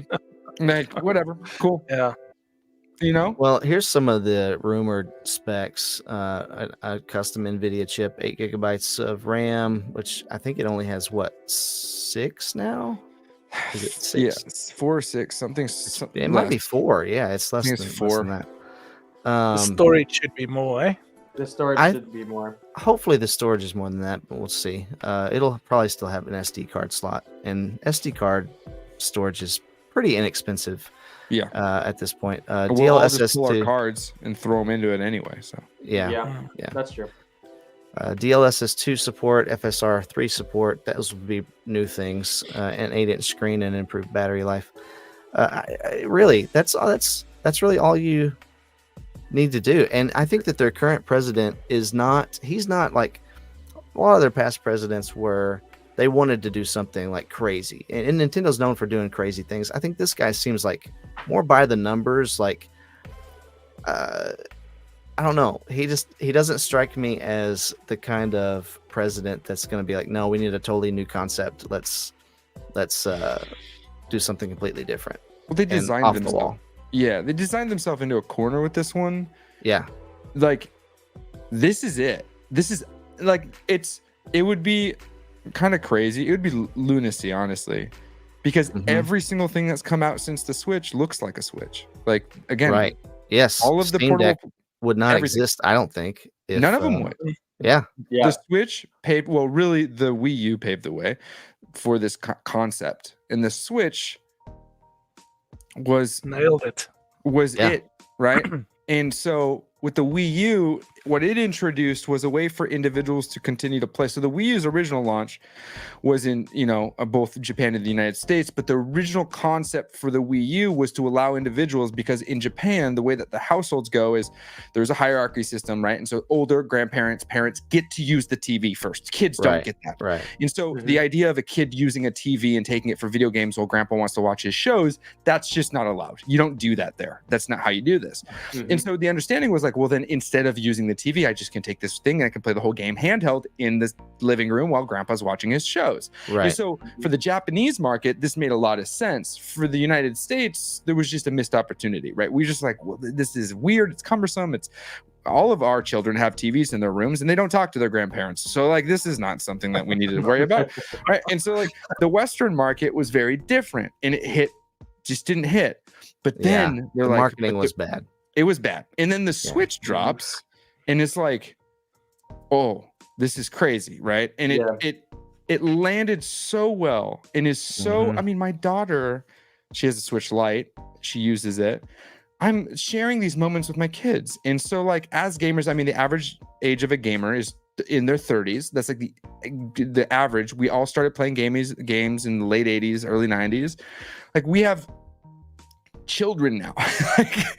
Our lives have changed. The days of us sitting and playing, a 15-hour gaming session up all night, playing KOTOR, those days don't exist anymore, right? Yep. And so this is so perfect for so many gamers. I have friends who've sold off their Switches and have just been like, no, I'm just PlayStation 5 right now. When the new one comes out, I'll get it. And I'm like, you absolutely will, because it will open up the door for a lot of things. You're going to get another Mario game, which is going to be incredible. You're going to get another Zelda game, which is going to be incredible. Donkey Kong's probably going to finally get some good games, not just remakes. Like possibly. Let's hope, let's pray, right? DK, he deserves his own story, but really like some new Star Fox, hopefully. Some new Star Fox. I can't believe Adventures. Dude, Star Fox would be so cool to see. Why didn't they bring that Wii U game over to it's crazy to me that we haven't seen it. Yeah, it's weird. It's weird, but at any rate, like that's all right. The Nintendo Switch just does cater to so many people, and there's a reason why it's still selling copies today, even though it is it was underpowered at launch, but today we're still buying it, and we're not mad about it. Yeah. And I think honestly, all they need to do, because they're so close to becoming the best selling console of all time. I think that's where they're waiting. I think that's part of it. I think all they need to do to cross that line is just do a holiday bundle or do a special bundle here at the end. You don't even have to lower the price, I don't think, but put in there like 2 games. Do like Super Smash Bros and Super Mario Bros Wonder, or do Wonder. If they did a bundle with Wonder, Mario. Just add Mario Kart. Do that. Put the new Mario Party game that's going to come out this year. Oh yeah, put that in a bundle for free. Oh yeah. Or just put like 2 vouchers in the box so you can download any game you want. If they that's the one. Whoa, okay. And put in there 6 months of Nintendo Online with it, and they would sell so many more. That's actually such a great bundle. They would clear house. Like if you do vouchers, if you do one older game that they've already paid for, that's already been out for a while, and they've already made their money back on it tenfold, and then one newer game, I think that people would eat it up. Oh man, imagine though, like a $400 purchase for parents. It's a Switch OLED, $400. It comes with 1 year of Nintendo Switch Online, not expansion pack, just NSO. Right. And 2 vouchers. Yeah. Holy cow. Yeah, it would That's- sell yeah. crazy. That's That all they would need to do. That'd be insane. Mhm. Nintendo's not losing money because they're not selling Right. physical copies. They're getting digital licenses out there. Those digital licenses will be upgraded on the Switch too, hopefully. Let's hope they do that. Yeah. That'd crush. It would crush. Yeah. They Yeah. would they would break records. They would. Mhm. Agreed. It And would the thing revitalize the sales overnight. Yeah. People would still buy it. It's been Yeah. 8 years. I know. They would still Mhm. buy it. I know. Yeah. That's Just- my just- idea. Despite how many consoles have been sold, I've actually talked to like a lot of my close friends. A lot of them don't have a Switch, and I'm like, it's surprising. How? I'm like, dude, that's what I'm saying. I'm like, how? Yeah. You know, Well, I shouldn't say how. I'm like, it comes Yeah. off rude sometimes, but also I'm like, if they released a bundle like that, Yeah. it's like it's hard to say no to when it would be such a great deal. Right. I think about your So age cool. group though. That doesn't surprise me a ton because that means that they would have had to get into the Switch when they were 12 That or is true. 13, which is not unheard of, but that would only really happen if their parents would have done that, which would have been Yeah. people that were probably in their 40s, maybe mid 40s, getting their kids. Yeah, Yeah. I feel Yeah. like which is either with like young kids or like 30 or 20 28 to 35-year-old or higher. Like Yeah. we love the Switch. Like we're all about the Switch. But yeah, dude. Yeah. I mean, I have a PlayStation 5. I've had a Steam Deck, sold it recently. I had a Series X, sold that. At the end of the day, if someone's like, you can only take one before they finish the word one, I just be like, oh, Switch. It's too easy. Mhm. It's just, yeah, that's all I need. Well, there's so Yeah. much. There is. There's so many things to play on there. It's And it's has and everything. Nintendo actually puts out games that are finished. You know. They do. Uh, And you Oh can- my gosh! I'm sorry. You For the- said that just reminded me of the freaking video we watched at the beginning. Star Wars. Dude, I was Yeah. so Yeah. cringing over It's that. true, though. That's horrible. That's a really good point. Like all jokes aside, like when Nintendo ships a game, you hold it, except for the Pokemon Company, but that's its own bag of tricks. Niantic is their own thing. Right. They got their own set of problems. Yeah. But when you see that Nintendo logo on the side of a game, it's done. Mhm. And they were Yeah. trying to do the expansion pack thing for a little bit, but they ditched it. The last game I Yeah. believe got expansion pack content that's paid was Splatoon 3, but Mhm. Tatke, the developers and the creative directors were like, it's complete. We're not adding anything to it. Well, Splatoon Breath- 3 did have a complete campaign Yeah. and a complete multiplayer. Like the game was done. They just Yeah. added the DLC to it to make it more. And that's what they've And- done to Splatoon 1 and Splatoon 2. They were just Yeah. trying to keep up with their little trend. I So like wish- I'm fine with that. I'm Yeah. fine with that. That's different to me than things being broken. But Yeah. Exactly. You get a game. I mean, you got Pokemon, not Pokemon. That's broken usually, but like Tears of the Kingdom. Tears of the Kingdom came out and was done. You know, like that game. And I don't know how the Switch doesn't blow up Mhm. because of all the physics in that game, putting stuff Mhm. together and making it work the way you need it to do to solve puzzles. developers can't Yeah. stop talking about that game. Like game It's developers crazy. on other projects, AAA are like, we don't know. We don't know. And you know, there's only one word answer. And like I'm a fan for sure. I'm a fan, man. I'm not gonna deny it. Mhm. But when it comes to this kind of charm, this kind of magic in gaming, Nintendo. That's what it is. Mhm. Yeah, Agreed. the industry needs Nintendo. They do. And They need them. my wife and I met at a coffee shop. She worked on the tea side. They had a second company that was across the way, and I worked at the coffee shop. And the tea side ended up shutting down. I love tea. Most baristas love tea. It was a specialty, one of the fancy pants places. And I'm like, why did it shut down? Why? And she goes, well, you know what they say. People like tea. People need coffee. And that's how it is with video games. People like AAA, but people need Nintendo. Yeah, Yeah. We need the charm of Mario. I mean, Super Mario Wonder was such a palate cleanser to what was Yes. happening in the gaming industry at that time. So good. When it launched, even a remake of a classic like Super Mario RPG, one of the weird stepchildren of one of the oddest Super Mario games out there, a really bizarre RPG, but truly classic RPG. You go through that remake and you're like, this was a snapshot of time when Square and Nintendo were doing things together, and that was magic in the industry. Yeah. Some big, huge boundary breaking things happened back then with games. Right. The partnership that should have happened between Sony and Nintendo that never ended up happening. Like, these things are beautiful and wonderful. We just don't have that kind of magic anymore. And like Nintendo, well, they do. Except for Nintendo. Like They do. Yeah, yeah. Nintendo's kept it the entire time. They haven't lost their spark. They're echoes of wisdom, and it's because they don't play by the rules. Smash Bros. Great. Love that game. Yeah. It's because they don't play by the rules. They don't care that you're supposed to do this. They don't care that you need to do that. And Right. a complaint people often go is like, their games are always expensive. They never go on sale. What? It's crazy that they charge you full price for a game that came out in 2017. Get what you I paid for. personally am like, cool. What it does for me as a consumer, a father, somewhat responsible game purchaser is I know that I can buy game day 1 or day 1000 and I didn't miss a deal. It's always going to be the same price. Mario Kart did drop $10, but like Breath of the Wild still $60. I don't have to wait for a sale. I can just buy it. Like, I'm cool. I'm good. You know, Steam, when they launch a new game, they usually launch it on sale. But, you know, Jocko, is that how you say your name? Yako, yeah. Yeah. Yako? Yeah.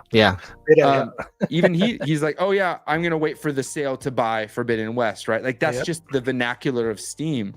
But with Nintendo, you don't wait. You just go, I can afford it. I'm gonna buy it. I don't need to worry about it. And I think that has to do a little bit with culture. I don't think that has to do with them being money hungry. I think there's a reverence for their IPs and a respect for their IPs, and an understanding that we treat these things, even with their like highly litigious background, like they just treat their IPs with respect and they demand it from the consumer. I don't think there's anything wrong with that personally. And you know what? When I buy one of their games, I actually play it. Yep. Sometimes when I wait for a good sale and then I see a game and it's like, you know, $3 or whatever, I'm like, yeah, that's cool. I got it for $3. I'll get to it sometime. And then maybe I do, and maybe I don't.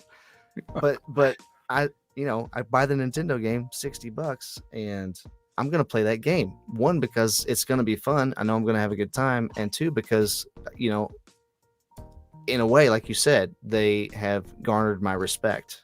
They respect their IPs and I respect their IPs as well. And so here we go. Yeah. Yo, I got a question.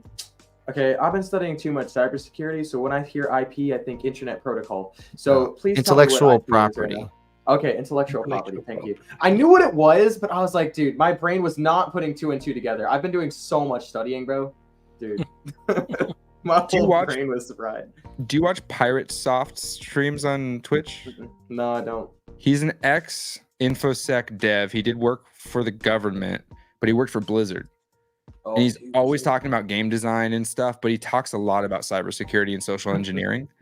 And so you know, if you're ever interested in that kind of like stuff, he does stuff with Hacksmith, DEF CON stuff. Really? Dude, sick. All right. Yeah, he's like the biggest dev streamer on Twitch. I usually watch his clips on YouTube because my hair is not blue enough for Twitch. So oh god. Yeah. But all right. I'll check him out. I can talk about Nintendo forever, but a slept-on game that a lot of people don't really know about, highly recommend, is Yoshi's Astral Crafted. Chain. Oh, what? Astral Chain. Astral Chain. People know about Astral Chain. No, Yoshi's Crafted World. Yeah, it's really good. It's really kiddie and cutesy. It's a platformer. It's not super challenging. It's so fun and charming and cute. And just like a warm hug and a reminder of what Nintendo's all about. And so anyone's ever into that game, like a good, like warm hug of a game, Yoshi's Crafted World. The yarn one's okay. Crafted World, though, just a league of its own. That's how I felt about Woolly World on the Wii U. Okay, yeah. Because it's kind of the same kind of game. Yeah. Yeah. But they're both like that, yeah. It's another. There was other. Before you said that, there was another one, but yeah, those games are just so. Even like Toad Treasure Tracker, like those. It's such a simple idea, but Yeah. like that's the Nintendo experience. Like it's just. Right. You It's said just that reminded nice. me of like And- Kirby's Epic Yarn. Oh Yeah. that's Yeah. The Kirby Forgotten Land was such a Oh great, yeah, Kirby Forgotten Land. such a great platformer. Oh, that was the other game I was gonna say. One of the games that I always keep going back to. I keep on going back to Kirby's Return to Dreamland. That Every one's time. so good. I've beaten that game 100%ed it probably over 5 different times with my brothers. But like, I still go back to it. It's a great game. So, talking about I really am, bro. I'm studying 8 hours a day. I'm like, I'm so tired. All right. So last thing here is we have tomorrow morning. There's an announced PlayStation stream. I think it's only going to be like less than 10 minutes long. It's Mark Cerny. He's going to be talking about something PS5 related, and most people are saying, you know, this is going to be the announcement of the PS5 Pro. So I don't know if you guys care about that. I know, Falcon, you just bought a PS5 not too long ago. I didn't buy it actually, but we're not going to talk about that. Okay. Well, there's a lot of people thinking, you know, that this is going to have, let's see, where were those specs? All right, here. A 45% increase of power, 2 to 4 times boost in ray tracing, 8K resolutions. Did you notice that they took 8K off of the PS5 box? It used to be on the outside of the box and they've removed it. Maybe I'm the only one. That's kind of crazy. Mine's a launch one, so it says 8K. Yeah, it says 8K on it, but it's not asterisks. It's capable of 8K streaming video. It right. really debunks itself very quickly. But you have to look. Mine says 8K. Your box says 8K. Yeah, my box says 8K. But Okay. like I said, I also didn't buy my box. Someone else bought my box. Okay. Well, I think the newest boxes don't have it on there. I think they've taken it off, and I think it's because they're going to put it on the Pro model, which I'm kind of strongly against. Potentially a 2 terabyte SSD. I think that people are, and people think that it was somewhere in here, and I've read it several other places. A lot of people think it's going to be $599. This could be if it's a 2 terabyte. There's no way. It's going to be $650. Everybody thinks it's going to be $599 with those new specs. They need to prepare for disappointment because it's not. There's no way. They continue to raise the price of the current PS5. Yeah. Here's what I think. I think it's going to be. You think $650? I think it's going to be $699. You think so? I do. I think it's going to have a 1.5 terabyte drive in it. It's going to be digital only. $699. You can buy the attachable disc drive for an extra $80 if you want it. That's disgusting. I think that model is $6. I don't think they can touch $699 with those features like that. I don't think they could. I mean, Sony's not. I don't think it's going to have these features either. I don't think it's going to be able to have that much performance because that's like you're talking gaming PC territory. You're talking $1,000 or more. I think when you get to that kind of performance they're talking about there. Yeah, I think this PS5 Pro is going to be. Here's what PS5 Pro needs to be for people. It needs to be able to run the games that are launched better, right? Final Fantasy 16 was a great game, but it couldn't push its performance mode past like 50 frames. Like it had a hard time. Final Fantasy 7, another one, beautiful game. Right. The textures just chewed through so much of the frames. So you ended up having to drop. They even had to drop the frame rates and decrease the texture so that you could actually get consistent frames in some of the open areas. And the background textures weren't even interactive. So like you would walk through grass, it wouldn't move. And so like these games are huge, massive games. Right. You're right. They just need to be able to run a little bit better. I think adding those super resolution and all that stuff is kind of like the cheat code to a lot of this. But well, it has FSR right now, right? Yeah. Go ahead. Pro models of these, the Xbox Series X Pro, PS5 Pro, we're getting to the point. Oh, okay. We're getting to the point now where it's like like why? You know, also if a game's only going to come out once every 8 years, like what are you buying this thing for? You know? Yeah. Dude, Yeah. I have to say, that's yeah, why I I'm have a. my bad. Sorry, man. That's why I'm a PC gamer, right? I would switch to PC. I'm a full-blown Mac user from start to finish. I would switch to PC gaming in a heartbeat if they got day one games like 7 and 16. Like I'm such a big fan of Final Fantasy that like I wouldn't want to wait. And as I'm getting older too, Nintendo's all I have time for. So like the PS5, I think about the PS5 Pro and I'm like, that'd be so sick. And then I'm like, but then what am I gonna do on it? Yeah. Well, my thing is it aggravates me, but that you would put out a new console when you struggle to even put out games on your current one. Yep. And that's really aggravating to me. And it kind of makes me just, you know, not that I have the money to get a PS5 Pro, I don't, but if I did, I think I just wouldn't do it just out of spite because it makes me so mad. Yeah. That I mean, we're 4 years into this generation and it just doesn't feel like it's even started yet. And they do have more titles than Microsoft, I would say, as far as a few more releases. Right, not much. Spider-Man 2. They got Miles was a bring over, but they had most of them are cross gen. Well, they are cross-gen, yeah. That's true. Yep. But they were released in the PS5 era, but they backwards compatible them. Yeah, right. And God of War was good, so I heard. Yeah, it was good. But like, yeah, no, I hear you, man. Like my PS5 right now gets playing some title like Ratchet and Clank, but I mainly just use it for Fortnite. And that's good for that. Pretty much it. It's good for that. Yeah. Dude, I have to say, like, one of the only games that I've played on my PlayStation 5 has been Fortnite. And like when I stopped streaming about like a month ago now, like almost a month ago, like I don't think I've played my PlayStation since I stopped streaming. And even before that, I didn't play anything else on it other than Fortnite because there was like nothing else for me to play. Right. So it's just like, but I keep going back to my Nintendo Switch. So yeah. And you know what Nintendo's games do too? They stick with a reasonable budget.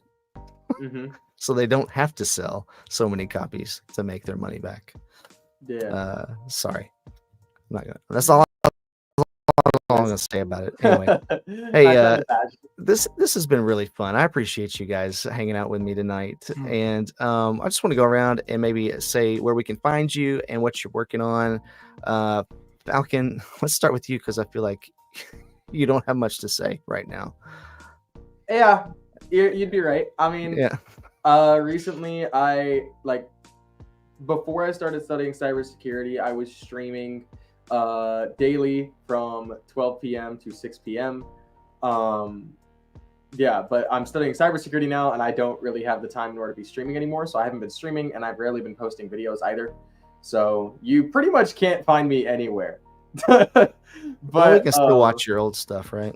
That is true. I'm not taking down my content. I don't plan on deleting the channel. If you guys want a blast from the past, go check out the live streams. Go watch the older videos at Falcon Tactics on YouTube.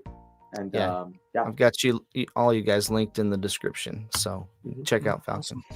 Yep. Yako, what about you, man? So YouTube, the tech update, mostly overview summaries of handheld consoles, lighting versus videos. I'm on X or Twitter also, and Facebook page with no followers yet.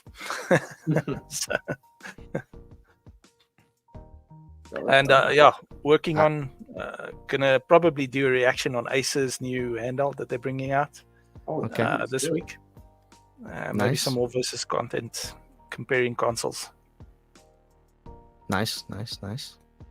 Very good. I don't have a Facebook page, Yako, so you're ahead of me. Yeah, a little bit, eh? JD, what about you, man? Just on YouTube, JD Coffee. I have a Twitch. I've used it from time to time. Not sold out to that yet, so just JD X Coffee. And I make a cup of coffee and talk about Life. Sounds awesome. So Very nice. Very nice. Yeah. Well, I am Bo from Bo Knows Gaming. You can find me right here, and I've got a first impressions video on this little guy gonna coming watch out that. Yeah, baby. this week. Surprised me. This one surprised me. Is it the H? It's the Yeah. 40XXH. Yeah. Mm. Mhm. And it is way more comfortable than I expected it to be. Shockingly comfortable to hold. So it anyway, reminds me of like a PSP. it does. Mm. It's PS not. Vita. It's not Mhm. widescreen. It's a 4:3 display instead of 16:9. But Oh, okay. it's shaped pretty similarly. Other than that, yeah. But yeah. Any final words? Kaz asked a couple of times Minecraft movie opinions. We kind of went over that already, but you might have missed that part, Kaz. I'll reiterate my opinion. I don't think it's gonna be good. I don't think I'll it's watch going it to be when good it either. comes to DVD, when it gets released on streaming or so. I'm not Probably. watching it when it comes to DVD. I'm gonna watch it once and probably end up bashing it. Mhm. I'm not gonna lie, respectfully. Yeah, I don't have a lot of hope for that movie personally. It's Jack not for Black me. is gonna carry him. Jack Black Yeah. is Steve. He did it in Borderlands as well as Claptrap. Claptrap. That Yeah, was, that's what I heard. Best part of the movie was his reactions as Claptrap. Yeah. Well, Bowser was great too in the Uh-huh. Mario movie. Like, is he But just he doing didn't video carry game the movies Mario now? movie, though. He didn't Jumanji? carry the Mario movie. Jumanji is. Isn't that a video game movie too? Dude, I mean, Uh, technically, it's yeah. a board game, but That's they all Jack Black adapted it does to now. be a video game, I guess. Dude, Jack Black over here just playing the characters, bro. He's just having fun. They're gonna make a Ratchet and Clank movie. He's gonna be Clank. Oh my gosh, bro. Bro. Yeah. That'd be heartbreaking for me. He could be Captain Cork. No, they're gonna get Chris Pratt, bro. They're gonna get Chris Pratt. Oh yeah. Chris Pratt would be Ratchet. Yo, Jack Black Absolutely.